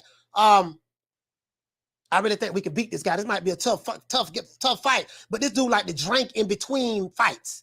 Like when he has a fight, he like to go out in the club and party and drink. So he's not living the fighter's lifestyle. My guy's living the fighter's lifestyle. He doesn't have none of that stuff. When they look at all of that. They look at all of that, bro. I'm saying when they having like those really good close fights, they try to anything they can use as an advantage. But then when they matchmaking, they just make sure, hey, it got to be something that we can sell to the public. Okay, this guy right here, he got 20 wins, 19 knockouts. And you can just put that out there to the casuals. They don't know. They don't know what's not about. Okay, yeah, he got 19 knockouts, but who is he knocked out? The casuals don't know. So something that you can sell. And certain fighters, like a Tank Davis, he's in a position to where he can literally, listen, bro, Tank can fight this side kick cell phone. Let LB Floyd Mayweather right now can say, hey, we got a new fight date for Tank. We have this sidekick cell phone, this old school, outdated phone that he's gonna fight, and it's gonna sell out. Jaime Mugiel is in the same situation. Jaime can fight shit. Oscar De La Hoya.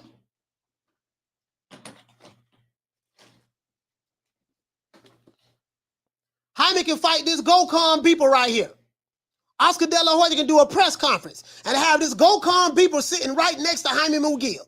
And say, hey guys, look, man, we got a new fight. Jaime's gonna fight this brand new Gokhan beeper. Yay, and say he's gonna fight the beeper. Yeah, oh man, that beeper tough. You know what I mean? That's what they're gonna say. They're gonna come out to see him fight. Certain fighters are in it's only a few of them. I'm just being honest with you, dog. The other fighters, and then you got them real good fighters like Beterbiev. Don't nobody even know who the hell Beterbiev is. He fights on Top Rank. Bob Arum. Guess what? Motherfucker don't know who he is. You ain't hear a lot of people going live for that fight this weekend. I mean, the boxing heads know who he is. But for the most part, shit, don't nobody, I mean, he ain't popping like that. That's facts. He can walk down the street and anywhere in America, motherfucker don't even know who the fuck he is. Ain't but a couple of them. Hey, KRL, you know what I mean? What he say? He said, yo, I need my pager back. I'm just being honest with you, dog. Those type of fighters, Tank Davis, Ryan Garcia, Jaime Mugiel, those three guys, they are in a very, very special, unique place. You see what I'm saying? The other fighters, shit, they got to get it from the mud, boy. Other fighters got to get it from the mud. Shout out to Sporting Icons. Salute the Sporting Icons. What's going on, my brother? You get what I'm saying, though? Yeah, other fighters got to get it from the mud. We need 26 more likes. We need to open up the phone lines. 26 likes. 26 likes, we open up the phone lines. He say, LOL, not according to Bob. Listen, anything Bob Arum, you know, Bob Arum is probably one of the biggest liars on the planet. Yesterday I was lying. Today I'm telling the truth. Don't nobody know who the hell Beterbiev is. Bob is going to shit on anything that's related to Eddie Hearn. If it's Eddie Hearn or the Zone, he's going to shit on it, say all kind of stuff about it, him and Leonard Ellaby, right?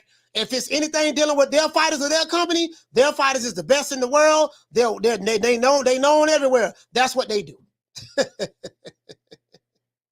That's old Bob Arum. That's what he does. Kid, you signed to the wrong promotional company. I told you. I am the reason why we had the French fries belt created in the lightweight division in the first place. And when you leave Eddie Hearn and you come over to me, kid, I promise you, the first fight you're going to have is going to be for Undisputed. We tried to get Lomachenko. You know he's my favorite fighter, kid. And I even have Timothy Bradley counting the sweat off his balls when he fights. But, kid, you come over here, you're going to get a shot. And as soon as he come over there, bam, now Bob Arum is in love with Devin Haney and every goddamn thing. That's how it works, dog. That's how it works. That's Bob Arum.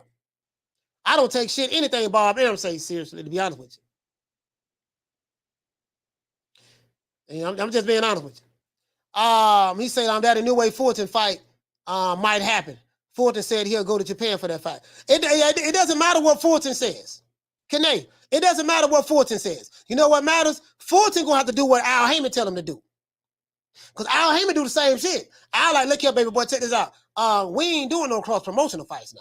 Every time our fighters cross the street, they get their ass whipped. Every time I let my fighter cross the street and fight somebody else, they get their ass whipped. So we ain't doing that. We not doing that. You one of my star fighters, you one of my good fighters. What we gonna do, baby boy? We gonna hold off on that. And he fight at 118 pounds anyways. So let him stay there. You stay here. All that you going to Japan, they don't work like that, fam. They don't work like that, my brother. They don't work like that. Old Daddy Boxing, he say Bob is senile. Yeah, he been around since Jesus. He been around since Jesus, so you already know that. Shit, Beterbiev gonna have a problem trying to become undisputed. I'm in the light heavyweight division. I know you want to be undisputed, but Dimitri Bivol, he's with the Zone. He's with Eddie Hearn. I'm not going to let that happen.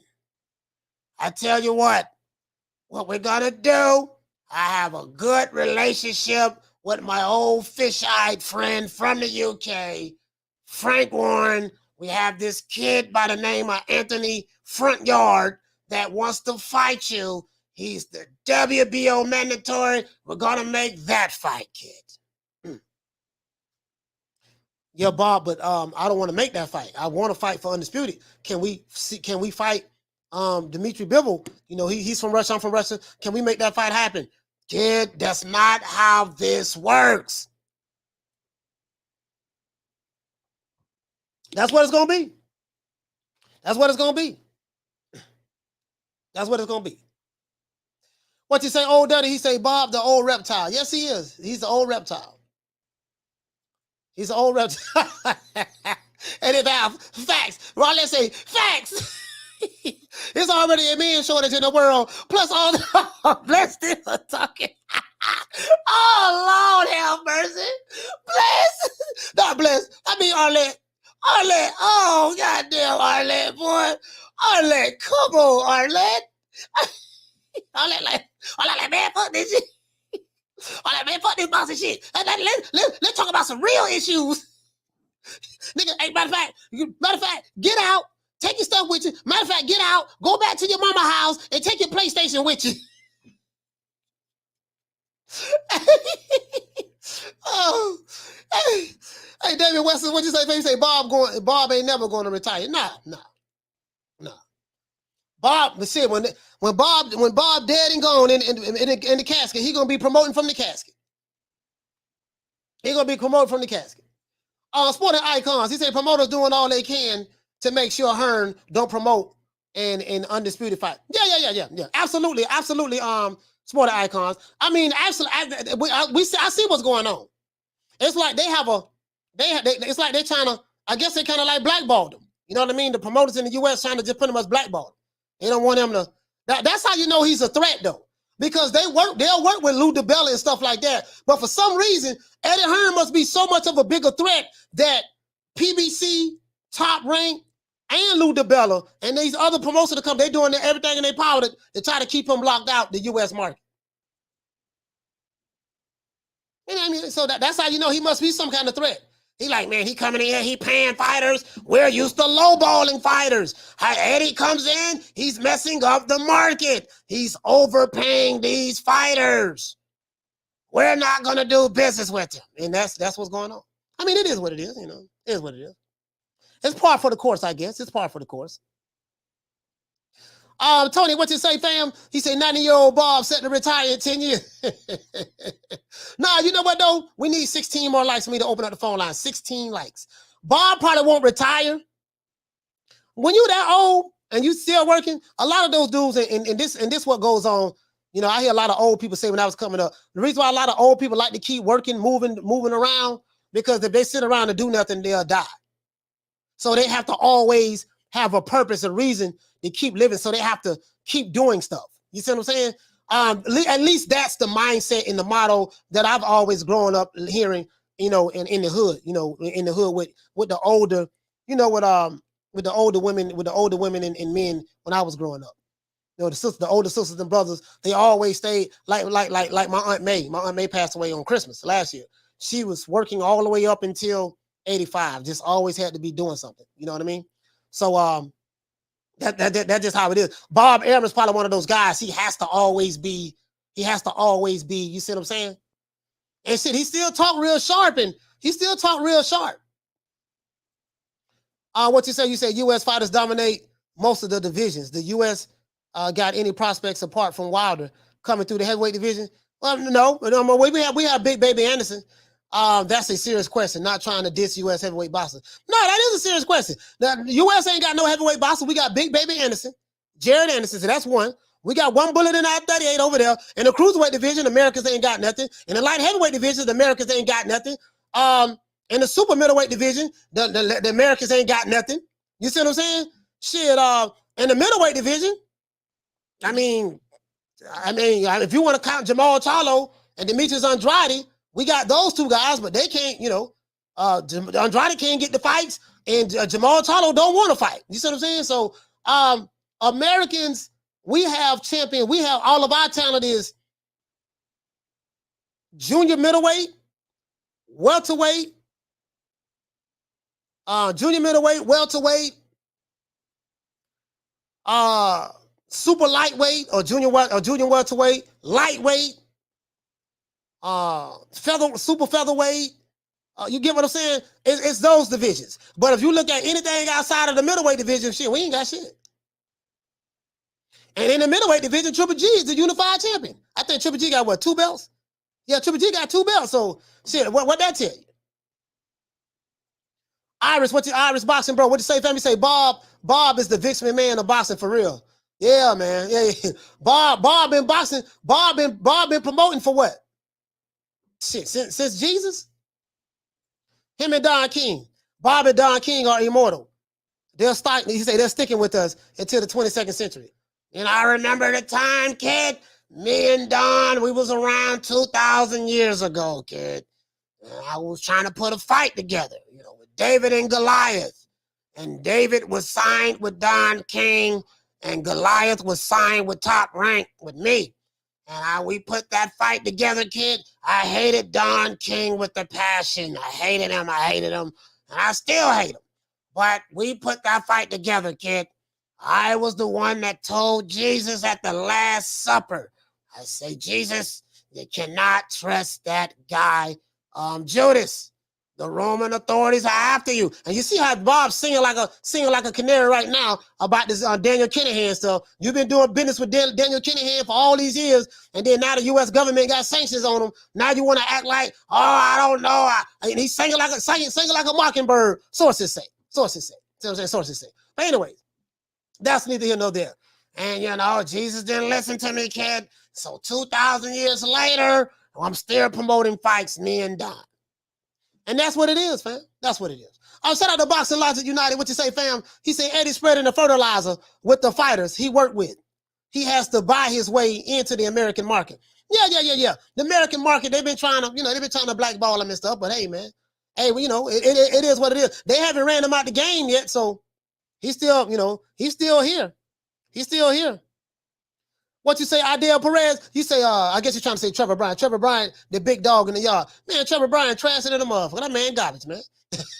POD garbage. This is why those so-called revolutionary black power channels, they don't even mention Trevor Bryan. They don't even count him.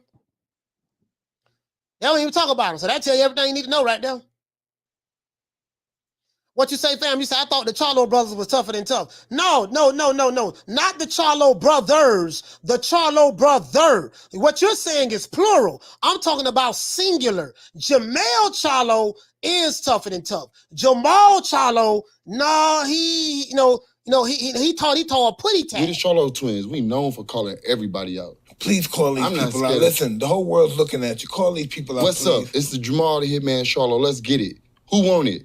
Name them names, man. They know who they is. Name them names, please. The names need to be named. They know who they is. The Mexican monster. Mexican monster. Mellow. Yeah, see, that guy, he's not this guy. Come fucking with me, you gonna get knocked the fuck out. I'm a knockout artist, baby. Two different Charlos, two different mentalities. Shout out to Sporting Icons. He said, wouldn't Bob be on the other side of Jesus? Yeah, whisper in his ear. Jesus, I'm telling you, Jesus, I tell you, not listening to me. You know what I mean? This Judas guy is a Don King fighter. You can't trust him. He's a snake. Hey, Sporting Icon, you already know. Man. He say, Mo, we're known for calling everybody out. Yeah, that's the problem. See, this will get me. Dudes be talking about, yeah, man, coach, you tripping. You sitting there talking about Jamal Charlo need to move up. He don't need to move up. Why you want him to move up?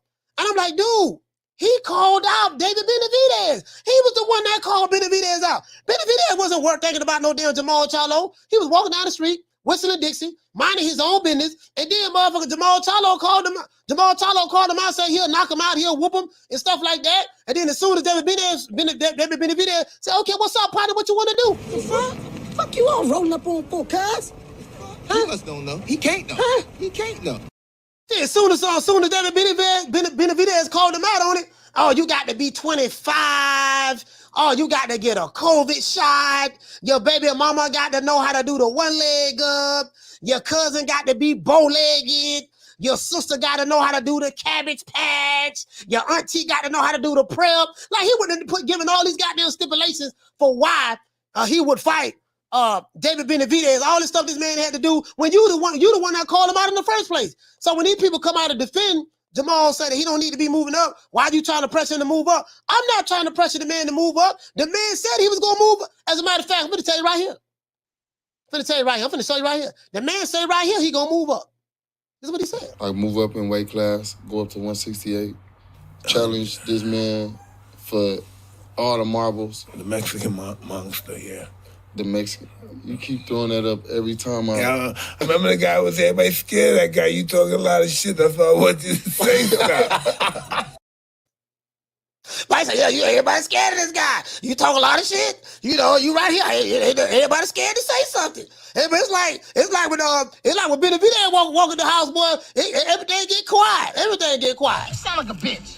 Bitch. Man, I ain't worried about jail. Shit, man, I don't give a damn about going to jail. You can take me to jail. Take me to jail? Shit, lock me up. Lock me up? Throw away the key. Throw away the key?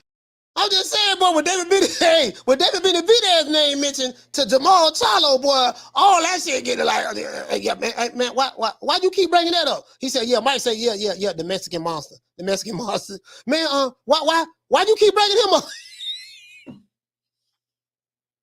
I got a fight with Sulecki coming up. You know, they didn't even talk about Sulecki. Shout out to Sport Icons. He said Jamal calls on everyone not in his weight class. Hey, this man, I dropped down to 154 to fight Crawford. You're fighting the dude who started his boxing career as a lightweight. How come you got all that energy to fight a blown up welterweight in Crawford, but you ain't got that energy for the dude that you called out? Like, make it make sense, dog. Make it make sense. That's all I'm saying. And when I point out the obvious, they say I'm hating. I'm like, no, man, you know, he ain't, you know, it is what it is. And this is another thing, too. You remember he was supposed to fight Jaime Mugiel? Check this out. Oh, check this out, dog. Man, I'm so disappointed, dog. Man, just my level of disappointment. Because I remember when he was on the Brian Custer show, he said that when they asked him, they said, man, what's up with you and Jaime Mugiel? How come that fight never materialized? And he said that we never sent him I never got around to sending him the contract. And he never got around to sending me the contract. This is what he said, dog. Bro, I remember I played it on this show, the Brian Custer interview. Listen, man, come on, man. Let's look at this. Come on, man. Jamal Charlo. He said, we got Drebber the Train Bryan, the real American heavyweight champion. And what, hey, I hope you know I was joking, Hector. God damn, so I be joking and being facetious. And some of y'all be taking me serious sometimes, man. Anyways, let's look at this shit right here. Let me read this to y'all. Jamal Charlo said, and he did say this in the Brian Custer interview. He said, I'm getting overlooked at 160. Benavidez fight will happen when it makes sense. Oh, Lord have mercy. Fact of the matter is this. Benavidez fight would be your biggest payday for you, both of you guys, right? So it makes sense there. So how in the hell Benavidez fight don't make sense, but fighting Macy Sulecki makes sense? Make that make sense to me. Now, I ain't got but a GED. But I got a master's degree in common sense. But my GED education tells me that you will make way more money fighting, since you're talking about making sense. Making sense mean money. You will make way more money fighting David Benavidez than you would fighting Macy Sulecki. You know, but that's just me. What do I know? Not a fan of Jennifer Moten, but I would assume that. Jamal said he's overlooked at 160. Okay, cool. Jamal Charlo will have to go back to the drawing board. Why? The 160-pound WBC titleist recently suffered a back injury, which forced his June 18 title defense against Macy Sulecki in Houston to be postponed. Let's stop right there. Listen, okay, if he had a back injury, why they got video footage of him in the club with his homeboys, turning it up, sipping on some of that hen. Why do we got videos of you in the club doing that? Make that make sense. If this man was injured, he won't be out late at night in the nightclub. Why we got an injured man with a broke back out in the nightclub, and sources say he ducking Sulecki? That's what sources say. I don't know how true that is, but sources say Jamal Charlo is ducking Sulecki. True. That's what they say. That's what they say. Sources say. I don't know how true that is, but sources say that Big Maul is ducking Sulecki. That's sources say. But anyway, so he said Jamal Charlo, 32-0 with 22 knockouts, could have had a series of desired fights at 160 pounds against by the likes of Jaime Mugiel, Gennady Golovkin, and Demetrius Andrade, as well as Canelo Alvarez, David Benavidez, and Caleb Plant at 168 pounds. But he ultimately settled for the Polish pugilist Sulecki. Oh, Lord, have mercy. True. So let me get this straight. According to the article at Boxing Scene, the 32-year-old was close to staging a fight with Jaime Mugiel earlier this year. But it says, but the Zone and Showtime butted heads at the thought of a joint pay-per-view production as pushed by Jaime Mugiel's promoter, Golden Boy Promotions. So when they asked Jamal the shitman Charlo is what I call him. I don't call him the hitman. I call him the shitman Charlo. Jamal the shitman Charlo, because he always picking bombs and tomato cans to fight. But this bum is taking the easy matches, fighting other bums. when asked what happened, explain what happened with the on the Brian Custer show. What happened with the Jaime Munguia? Because you and Jaime Munguia, y'all seem like y'all breaking the record for fighting tomato cans. You know, y'all need each other, and as far as I'm concerned, because Jaime Munguia don't fight nothing but tomato cans. We know that. 40-0, 32 knockouts, 32 cans he knocked out, and out of the 40 fights he's fought, 37 of them was cans. But let's continue. Nothing ever happened with Munguia. This is what Jamal Charlo said. I just never got a chance to deliver that contract. He never got a chance to deliver his contract to me. So we never fought. There was never much talk about a fight with Jaime Munguia. That's what Jamal Charlo said. Let me let y'all see this, because I don't want y'all to think I'm playing possum. I don't want nobody to think I'm playing possum. And when asked on the last stand with Brian Custer to explain why big fights seem to be escaping him, nothing ever happened with Munguia. I just never got a chance to deliver that contract. And he, meaning Munguia, never got a chance to deliver his contract to me. So we never fought. There was never much talk about a fight with Jaime Munguia in the first place, said Jamal Charlo. He said Triple G, on the other hand, he's been at 160. He was a monster at 160. I guess he's moving up to 168 to try to fight Canelo. I'm getting overlooked now in the division. It's not me, y'all. It's not me, y'all. I'm getting overlooked. Don't nobody want to fight me, man. Nobody want to fight me, man. I'm sorry? 160 is my weight division. I want to unify. I want to get Golovkin in the ring. I want to bring him to Houston. You know what I'm saying? I want to get Canelo out here to Houston. If they really to come down to 160, this is my weight division. Yeah. Now they say now, this is what they say. They say what, you know what? Canelo ducked him. Canelo dropped his belt, didn't want to fight the man.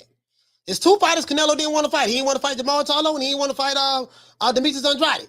But then sources say, I think Oscar De La Hoya said that, hey, man, we submitted a contract to fight Jamal Charlo in 2019. Jamal Charlo turned it down. Jamal Charlo said that he never heard of anything being submitted. You know what I mean? So it is what it is. But this is what Jamal Charlo said about Canelo ducking him. I just have to play this. No, we had Jamal Charlo on last week, and he said he's tired of people talking about Canelo's ducking him because he went up to a higher weight class, which is a harder fight at 175 pounds. Like saying it's a bad thing, or ducking in it. Like I don't know why the people came up with this duck.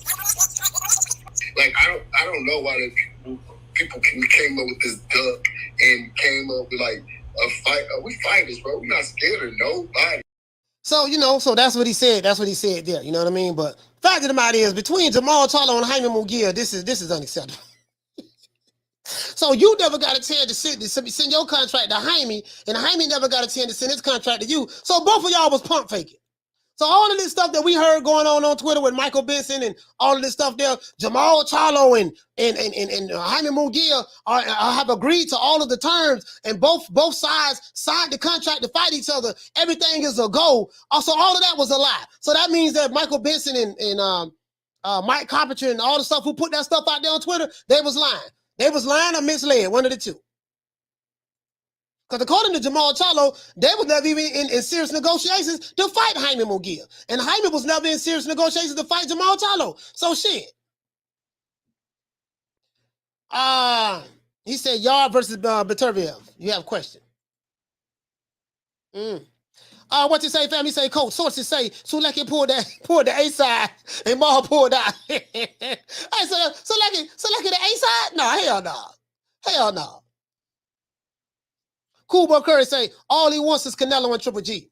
Yeah. So basically what he doing is, if I can't get these two fighters, what I'm going to do, I'm going to just keep fighting tomato cans after tomato cans. That's what he going to keep doing. He going to keep fighting. He going to keep fighting the same dude. But this bum is taking the easy matches, fighting other bums. And then you know the crazy part about it? Now, I heard that the reason why that fight got canceled was because it wasn't doing well. The fight wasn't doing well. We finally got the lights. Took 2 hours and 45 minutes. Let me open up the phone lines. We'll leave the phone lines open for about 15 minutes and wrap it up. But yeah, man. You know, what it was that he finally got those. Hold on. Somebody sent me a text. Yeah, you just can't be sitting around waiting on one or two guys. You need to make the fights you want to make. But that's just not the type of person he is. I shout out to Sporting Icons. Sporting Icons say Maul has more ducks than my local Chinese takeaway. Shit, the only one got more ducks than him. The only one got more ducks than him is Jaime Mugiel. Jaime Mugiel, boy. I even had hey, Sporting Icons. I even had a damn fan call me, female from California. I'll never forget her name. Jaime.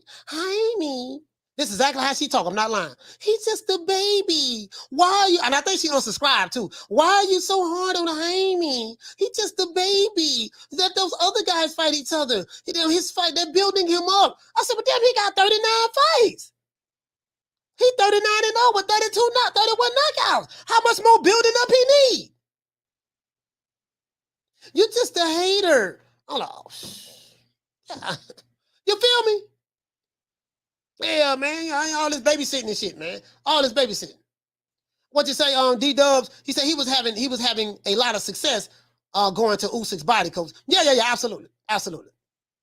You're gonna see a lot of body punches. You're gonna see a lot of body punches from Joshua with Garcia, with Robert Garcia.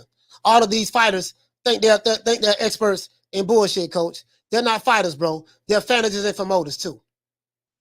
Yeah, I mean, I can see a fighter saying it. It got to make sense. I can see a fighter saying that. But someone on YouTube hide behind an avatar who got a net worth of 2 figures, who play PlayStation all goddamn day, really know nothing about the business, have no business, talking about this fighter need to take this and do that. You know what I mean? That's what I have a problem with. Caller, what's your name? Where you calling from? All right, Coach. Ben Adams again. Ben Adams, talk to me. Talk to me, fam. Ben Adams, talk to me. I just want one quick question. I'm just watching in the background. My hay fever is really bad. I'm relaxing, but I just wanted to get your thoughts. Why do you think Hughie Fury pulled out of the Michael Hunter fight? Can I be honest with you? I had no idea that Hughie Fury was fighting Michael Hunter. I didn't even know. Oh, okay, yeah. Listen, I can't remember the other guy's name. He reckons that Hughie Fury might have got a cut. He got a cut in the Pulev fight. And he reckons he might have got a cut in sparring, and that's why he's pulled out. So, I just wanted to get your thoughts on it anyway. Yeah. I don't know. I don't have any knowledge on it, brother. But I'll be making some shit making some stuff up if I told you. I don't know. I didn't even know he was fighting. Okay, all right, Coach. We'll let you go anyway, and keep up the good work as always, Coach. Love you to death, and take it easy. Yeah, man. Shout out to Ben Adams, man, from the UK, man. Salute to you, fam. Salute to you. Hey, what you say? Sporting Icon, what you say? 39 fights, still a baby. Yeah, man, listen. That shit wasn't making no sense to me. Hey, these dudes so milky and more, what's the name say? B-Mac say he called these dudes moist. I like moist. I like to call them milky. These dudes are so milky and creamy and bro, when they come to their fighters, and of course this was a female, but these dudes are the same way, like so milky and creamy, and it's so, oh my Lord, ain't these dudes. What you say, let me say Hughie was genuinely sick. His main sparring partner is a good friend of mine. Yeah, I don't know. I have no knowledge on Hughie Fury. I didn't even know him and Michael Hunter was going to fight each other. You know what I mean? So he said, bro, did you say Fanagers? Yeah, man, they're Fanaging and promoting. Steve Kim was known for saying Fanagers. That's what these dudes do, Fanaging, promoting. Nigga playing in it. How a 2-figure nigga gonna tell an 8-figure nigga how to handle his business? They be doing the most on boxing YouTube. On boxing YouTube, they be doing the most on here. He said Bumgia has Duck Maul, Andrade, Janabek, and Adames. That boy has so many opportunities now. Shit, you know what? The same can be said for doggone Jamal Charlo. But I get what you're saying, though. Now, Mr. Right UK, according to Jamal Charlo, what it was they didn't get around to sending each other contracts, according to him. So maybe Jamal Charlo and Jaime Mugiel were ducking each other. According to Jamal. Caller, what's your name? Where you calling from? Coach. Caller, what's your name? Where you calling from? Hollister, California, Jonathan. Yeah, man. What you say? Carlos Johnson. Carlos, talk to me, fam.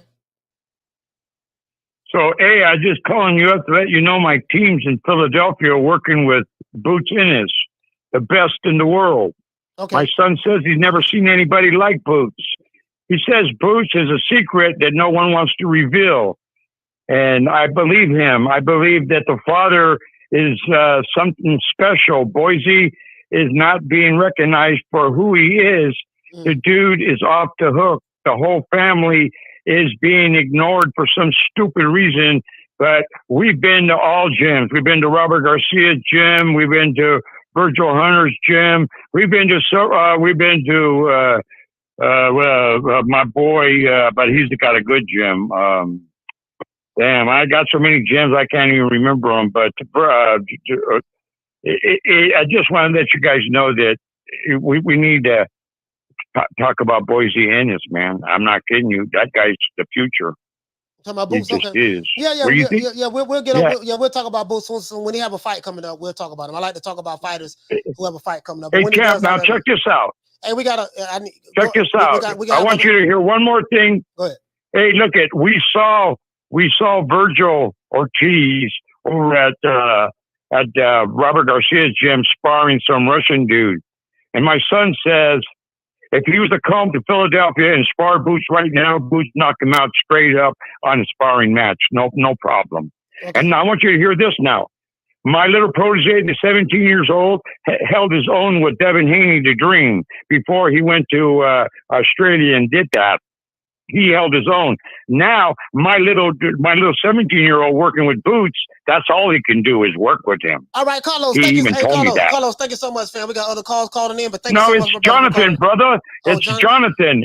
It's Hollister Boxing. Okay. Hollister Boxing, Team Trouble 1 on Instagram. Check it out. Yes, Team sir. Trouble 1 on Instagram. Thank you, sir. Thank you for calling me.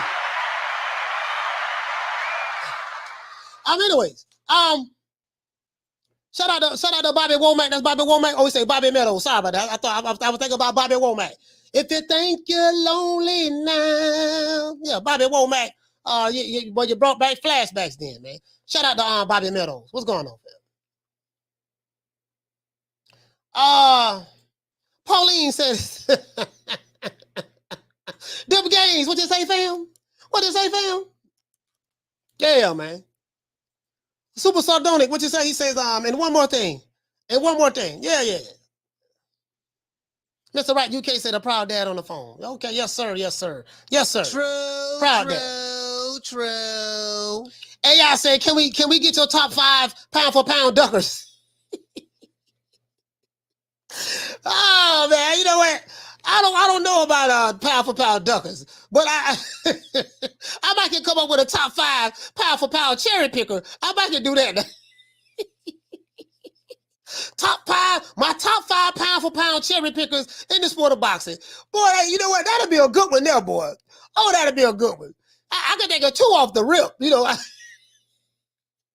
can take a 2 off the rip. Doggone the Jaime Mugia, Jamal Charlo. That's 2 right there. That's 2 right.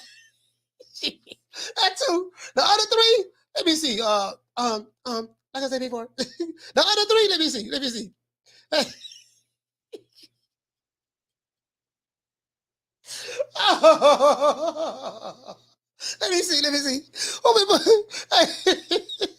As of late, but I'm talking about they've been picking the finest of the cherries. The top 5 pound for pound cherry pickers in the sport of boxing right now, boy. God damn. Let's see.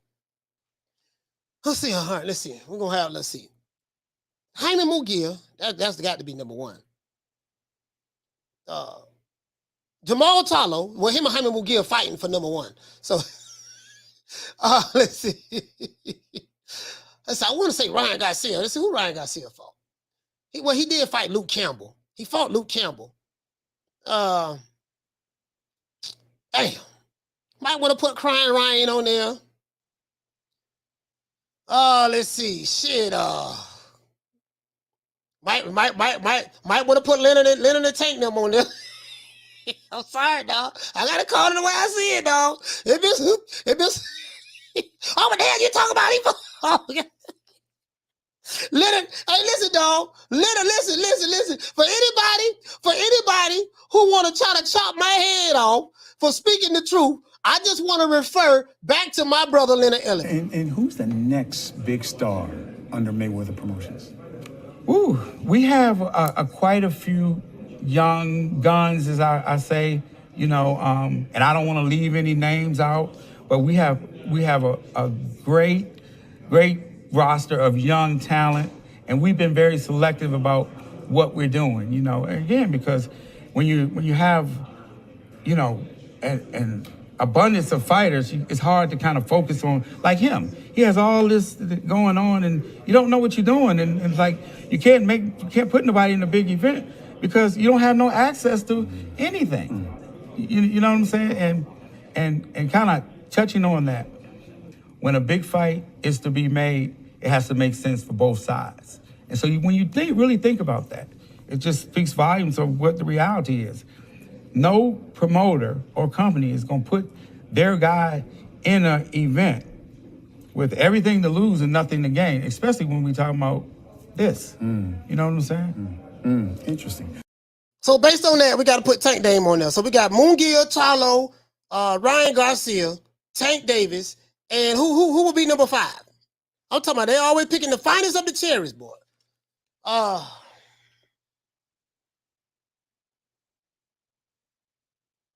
Damn. Who would be number 5? That's a tough one. Who will be number 5? That's what.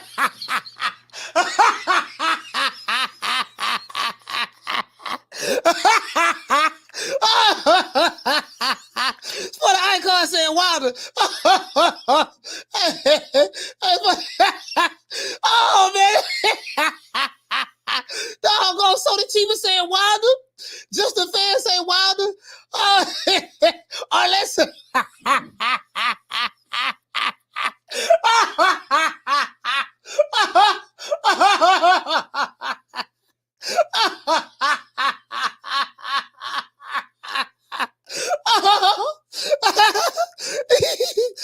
Oh man. Oh bro. Oh my Lord, man. God damn, boy. Oh man. I say Wilder. Slim say, he say, I gotta think about that one, man. Let me see, cause I gotta think about that one, man. Boy, oh man, this is Andrade. Oh, you say Andrade? Damn, boy, Andrade. Yeah. I can see Andrade, but the thing I look at is when I look at someone who's like a cherry picker, are they trying to make fights with the guys? So someone may even say that, hey, Jamal Charlo trying to make the fight with Canelo and stuff like that. But so we'll put these on the bubble. We'll put this in the bubble then. So in the bubble, we're gonna have Wilder. Andrade. Okay, Andrade. Wilder, Andrade. Who else? Who else? Who else? Spotted icons. What you say? You say Spence? But someone argued that Spence was fighting champions. Someone argued that Spence was fighting champions. I don't want to put Spence on there. Spence been fighting, cleaning up his side of the street, doing what he said he was gonna do, doing all the heavy lifting. He was doing all of that, so I can't. Doing the heavy lifting, cleaning up his side of the street, all that talk. So, I think Andrade, he tried to make these fights with Jamal Charlo. Jamal Charlo don't want to fight him. Canelo don't want to fight him, and Triple G don't want to fight him. Listen, all jokes aside, well, Andrade, Triple G don't want to fight him. Canelo said he's a horrible fighter, and Jamal Charlo said he don't want to fight him. So that's 3 fighters that openly came out in public and said we don't want to fight this dude for whatever the reason may be. To be fair to Demetrius Andrade. I'm not even a fan of him like that, but I'm just being honest. Shout out to Arlette. We're dropping that $2. Bam, super chat on your boy. Hey, Leroy. Super chat received. Playtime's over, boy. Arlette, what you say? Arlette, she said Andrade not a cherry picker. Down from the bar, there's a platform stage. People primping, pimping, sharp as razor blades. Yeah, I gotta look some more. I gotta look through all the divisions and see. We know one thing we know who ain't picking and choosing. Well, Jamel Charlo. I told y'all, Jamel Charlo was one of my favorite fighters. I like that dude. Shit. I like that dude. We can't put Devin Haney on there. He ain't cherry picking at all. Devin Haney want all the smoke. Let's see. What you say, fam? He say, Coach, have you been watching Blue and Fanon? No. I haven't been watching them. Haven't been watching them lately, to be honest with you. He say they love saying Errol been doing all the heavy lifting. Yeah, I mean that's all of those dudes' talking points. Heavy lifting, wrong side of the street. It gotta make sense. 60-40, 80-20, 70-30. You pricing yourself out. All that shit. That's their language. He say, Coach, don't forget Trevor Bryan. Oh, and you know what? Hey, Trevor Bryan, yeah. King Kong Ortiz, the boogeyman of the division. Ortiz, gotta put him on there too. Yeah, I think that's I don't know. I think that's about it. I think that's about it. I think that's about it. Shout out to K Cossey. Hey, okay. For dropping that quarter of a bam dub on your boy. Hey, Leroy. Super chat received. Playtime's over, boy. He said, Andrade quoted, if your name starts with A, C, and ends with an O. Down from the bar, there's a platform stage.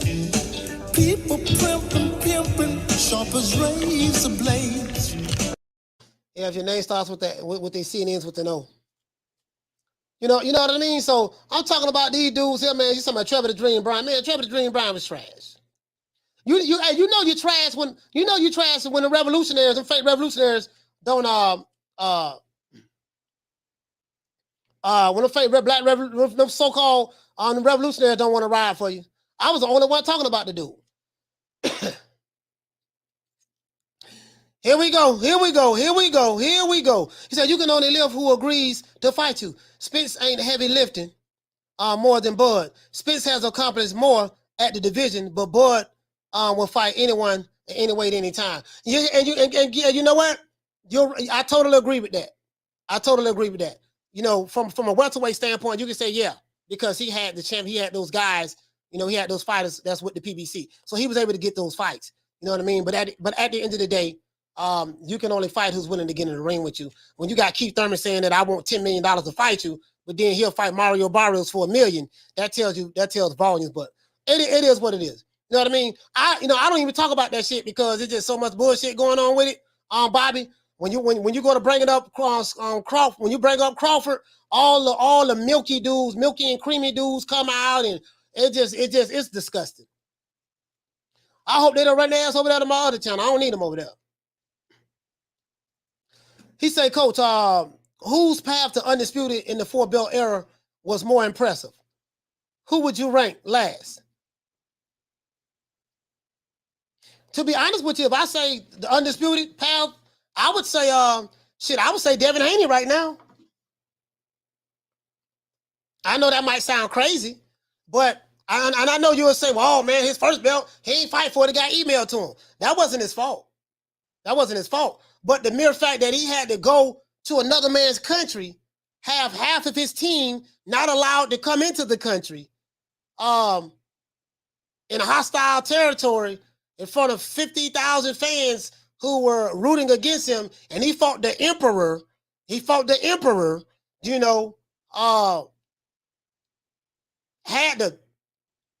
to sign a terrible contract from what his supporters say. I don't know. He had to sign a terrible contract, give up everything, and I would say him. I would say Devin Haney, being that what he had to go through. That's what I would say. You know what I mean? You can make an argument for Canelo as well. You can say, well, you know, he fought Billy Joe Saunders. He fought undefeated. He fought 2 undefeated champions in order to become undisputed. He fought 2 undefeated champions. I mean, you could say that as well, but you know, I don't think the level of difficulty was that hard from those fighters, to be honest with you. You say, hey Mario, what you say? You say, Coach, what are the chances Kambosos win the rematch? I mean, anything can happen in the sport of boxing. I mean, he has a good chance of winning. Long as he step in that ring. You said Usyk had the best run. Yeah, I wasn't even including Usyk. I was talking about the guys more recently. But if you're talking about sorry about that, fam. You said in the 4-belt era. Yeah, you're right about that. PBC Central, Oleksandr Usyk. I forgot all about him, fam. In the 4-belt era, you got in the 4-belt era. Wait a minute. I got to look at that again. In the 4-belt era, who became undisputed? Terrence Crawford, 2017. Josh Taylor, 2021. Oleksandr Usyk, 2018. So Terrence Crawford, 2017. That was the question. 4-belt era. Sorry about that, fam. Let me correct myself. I was wrong. Terrence Crawford, that wasn't hard. He had all the fights with PBC. He had all the fights with Top Rank. That wasn't a hard run. Oleksandr Usyk, he had to go all over the world fight in a tournament. He had to fight in a tournament as well. Oleksandr Usyk, 2018. Josh Taylor, 2021. And Canelo, 2021. Jamel Charlo, 2022, and Devin Haney. So if I was to put it in order, my opinion only, I don't want to get shot for my goddamn opinion. I would say Oleksandr Usyk, number 1. Usyk always fights all over the world. Usyk, number 1, hands down. Number 2, Usyk, number 1. Number 2, I would probably say Josh Taylor. Josh Taylor had to come to the United States. He had to come to the United States as well. He had to fight in the tournament. Josh Taylor won the Muhammad Ali Award and everything. He had to fight in the tournament. You know what I mean? And he got it the hard way. Then he had to come to the U.S. to fight Jose Ramirez with everything stacked against him. I say Josh Taylor. Then I say Devin Haney. Then I would say Jamel Charlo. And then I say, level of difficulty. Nah, Jamel Charlo had all the fighters. He had all the fighters on the same side of the street. I say Canelo. Canelo could be number 3 or number 4. Either or. It doesn't matter. Canelo could be number 3 and number 4. You can swap him out with Haney.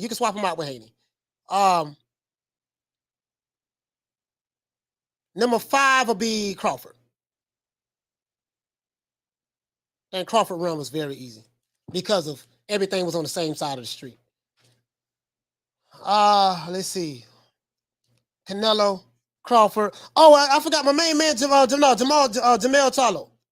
Jamel Charlo, 4-belt era.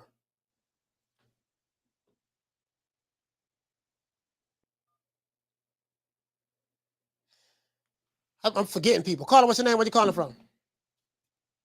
How you doing there, Coach? It's Nigel again from Nottingham in the UK. How you doing, Coach? Nigel from the UK. Talk to me, fam. Yeah, man. When you were just speaking now about the undisputed run, with regards to Josh Taylor winning it in the tournament, let's not forget he had to face Regis Prograis, the most avoided man at 140, in my opinion. No one wants to face him, man. You know what I mean? So that was one hell of a fight in the UK. You know what I mean? So you got to give Josh his props. You're absolutely right about Usyk being number 1 with regards to having the hardest undisputed run. You know what I mean? Because going to people's backyards, beat champions, is, you know what I mean, on the bounce consecutively. It's unheard of, you know what I mean? So, yeah, you're right to give him his flowers there. And one more thing about the demolition job of Joe Smith. man, I think the question needs to be asked: did Joe Smith owe Beterbiev money? Because I've never seen a beating like that, man. It's like fucking seriously, should I ask that question? It's like, if Beterbiev lent him like, $10 and he hadn't paid him back, then that's tried to beat the shit out of him. I don't know, man, but worth asking that question, man. Yeah. But Beterbiev is a hell of a fighter. It's gonna take someone that's really, really. It's gonna take a hell of a fighter to beat him. I just say that he's a really, really good fighter. Stylistically, Joe Smith Jr.'s style was tailor made for the beating that he wore that night. He was slow. He was throwing wide looping punches. Slow footwork, slow. So, really, when I looked at that fight again, I'm like, I see why it was so easy for Beterbiev to knock Joe Smith, to stop him. But it's because Joe Smith came with the wrong game plan, slow, swinging wide, off balance. He was just, stylistically, it was just a nightmare for him. I mean, it seems like the cage, also like the occasion may have got to him as well, man. That's a huge stage for Joe Smith, man, considering where his humble beginnings, you know what I mean, and everything. So who knows? All of that may have got to him mentally, because man, it's like you can train your body to be peak physical condition, but mentally, if it's not there, it's rare it's going to go your way. Do you know what I mean? So yeah, for sure. Yeah, for sure. but Absolutely. But look, yeah, man. But nonetheless, Joe Smith, you can say he held a world title, man. So he can hold his head high. I'm sure he got compensated very well. So, yeah, I mean, it's not that bad, Yeah, for sure. Hey, shout out to Nigel, man. Salute to you, fam, for calling in, my brother. Salute to my brother from the UK, Nigel. Right. Yes, sir. Round of applause. Shout out to Damian Bennett. For dropping that half for bam, dub on your boy. Hey, Leroy. Super chat received. Playtime's over, boy. Damian Bennett, what you say, fam? You say, I hate when y'all say duck. The fighters will fight anybody. At the end of the day, no streaks are being crossed unless the coins are right. Love it or hate it. It is what it is, prize fighting. Yeah, when you say y'all, I don't know who the y'all you're referring to, but you made your point well taken. Down from the bar, there's a platform stage. People pimping, sharp as razor blades. Let's see. Let's see. Call up maybe want to sip some tea. Yeah, it is what it is, man. Like, who I think had it the harder way, I would definitely say, when I think of the 4-belt era, I'm not talking about Bernard Hopkins. I'm not talking about Jermaine Taylor. I'm not talking about those two guys. I'm talking about in the more recent, within the past 5 years. Oleksandr Usyk is number 1. And whoever y'all want to put at number 2, 3, 4, 5, or 6, I'll let you guys fight about that. But there's no fighter in the 4-belt era who became undisputed within the past 5 years, in my opinion. No, Usyk is number 1. In my opinion. Let's see. Let's see. Who else we got? There's somebody I'm missing. Bobby, what you say, fam? Bobby Meadows said, people forget Errol beat Floyd in sparring, so handling quick fighters like Bud is no problem for him. However, Bud probably would have destroyed Floyd in the ring, the fight of the century. I don't know about all that. Crawford is one of my favorite fighters. I ain't gonna say he would destroyed Floyd. Definitely not Pretty Boy Floyd. Pretty Boy Floyd, ain't nobody beating Pretty Boy Floyd. Nobody. He said, Coach, do you have a Patreon? Yes, I do. I have a Patreon. I just got a Patreon. It's in the link in the description below. It's amazing. I just opened it today. Just opened my Patreon today. I have a link in the description. In the description, in the top of the chat. Like literally, it's amazing you said that. I'm going on the whole, and shout out to Mark Nash. Mark Nash is the one that convinced me to get a Patreon. Mark Nash is the one that told me that. Mark Nash said, Damian Bennett, I get it. But some people avoid tougher competition, even the same side of the street. Yeah, you're right about that. That happens on the same side of the street. You see that going on with PBC. You got fighters on the same side of the street, don't want to fight the other guys. They go to news and all types of, what I call duck language. It got to make sense. I'll fight this dude, but I ain't going to fight that dude. When you go to doing that right there is, that's a telltale sign for me. He said Usyk was undisputed in the weakest division in boxing, hands down. That's just the facts. It's the facts because you say it's the facts. It's not the facts because they are the facts. But when you move up, when he moved up and took AJ belts, that was a victory for me. So Usyk is one of the pound for pound best in boxing. Yeah, I agree with you. I agree with you on the second half, but the first half I disagree with that. Just because you say it was the weakest, that doesn't mean it was. What you say, Arlette? You say, Coach. He said, you notice no one is saying Tio and Cambozo had the hardest run to undisputed because they was never undisputed. They was never undisputed. Oh, shout out to Mark Nash. He said these bombs be taking the easy matches, fighting other bombs. But this bomb be taking the easy matches, fighting other bombs. True. Hey, man, it is what it is, man. It is what it is, man. Hey, these dudes are, hey, look at, man. I don't want nobody getting milky on me now. You know, I let B-Mac them, they got moist. I don't want them getting milky and creamy. I don't want no milky and creamy now. God damn, man. Everybody has a right to their opinion, whether I agree with it or not, or whether you agree with mine or not. That's all it is. He said, anyone who says Usyk had a weak run never watched Cruiserweight. A lot of these guys, they can't tell you two names that's in the Cruiserweight division. You know, I know this for a fact. Especially if you're a Black American, they don't watch doggone cruiserweights over here. Oh, listen, this is the only division they watch. And I know, I can tell by what they say out of there. I'm not talking about the guy who left a message, but I'm saying I can tell by what a lot of them say out of their mouth online. I can tell about what they say out of their mouth, which YouTube channels they listen to, and how much they know. Like, they keep their eyes on certain fighters that's in certain weight divisions, right? You know, and I don't know every fighter in every weight division, but it's like you just know. You just know, like, how do you know it was the weakest division? Like, a lot of these guys, they probably never even watch Usyk fights. Never even watched his fights. Know the names who was in the cruiserweight division without having to look it up right now while I'm talking. You know what I mean? So some of those guys, oh man, Josh Taylor, he ain't fought nobody. Some guys will say that.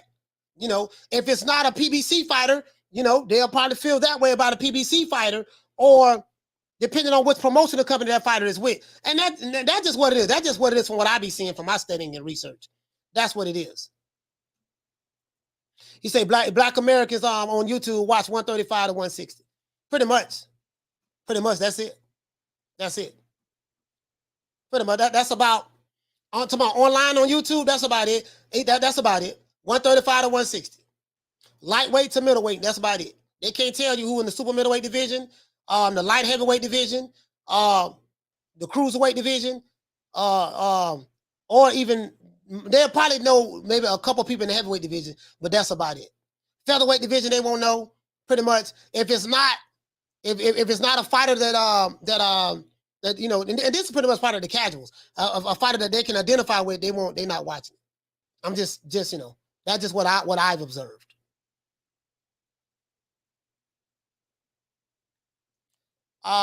We did it first, and we motivate even the greats. We did it first, and we motivate even the greats. Yeah, man, let's give everybody a round of applause. Everybody, a round of applause.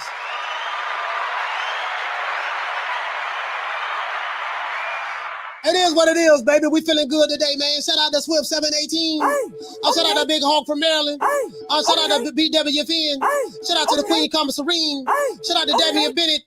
Shout out to Mark Nash. What's going on, fam? Shout out to Ben Adams who called from the UK. Shout out to Jonathan that called from California. Shout out to Nigel that called from the UK.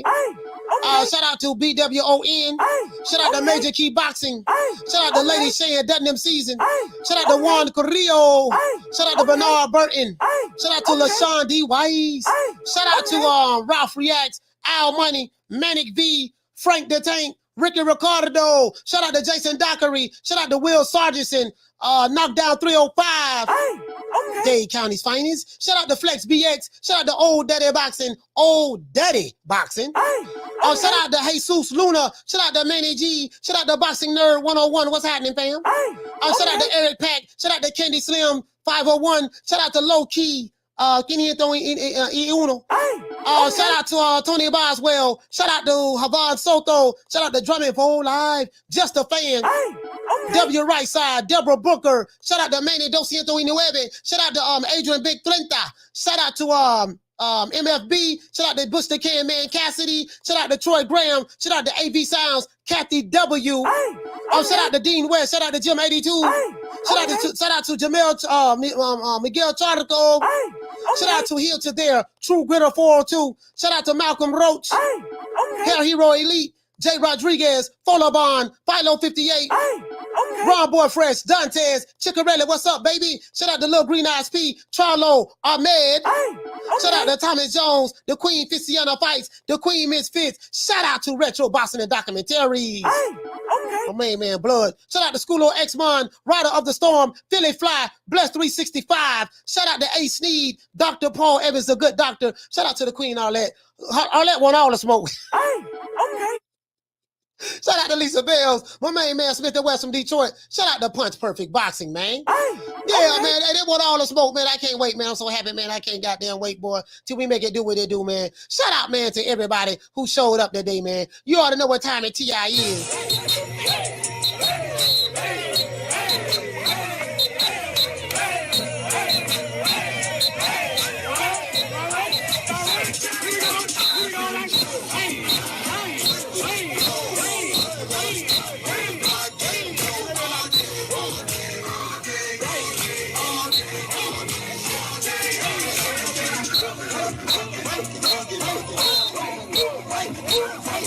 Yeah, man, you guys know my motto. See you guys tomorrow, 3 o'clock Eastern Standard Time. Don't meet me there, beat me there.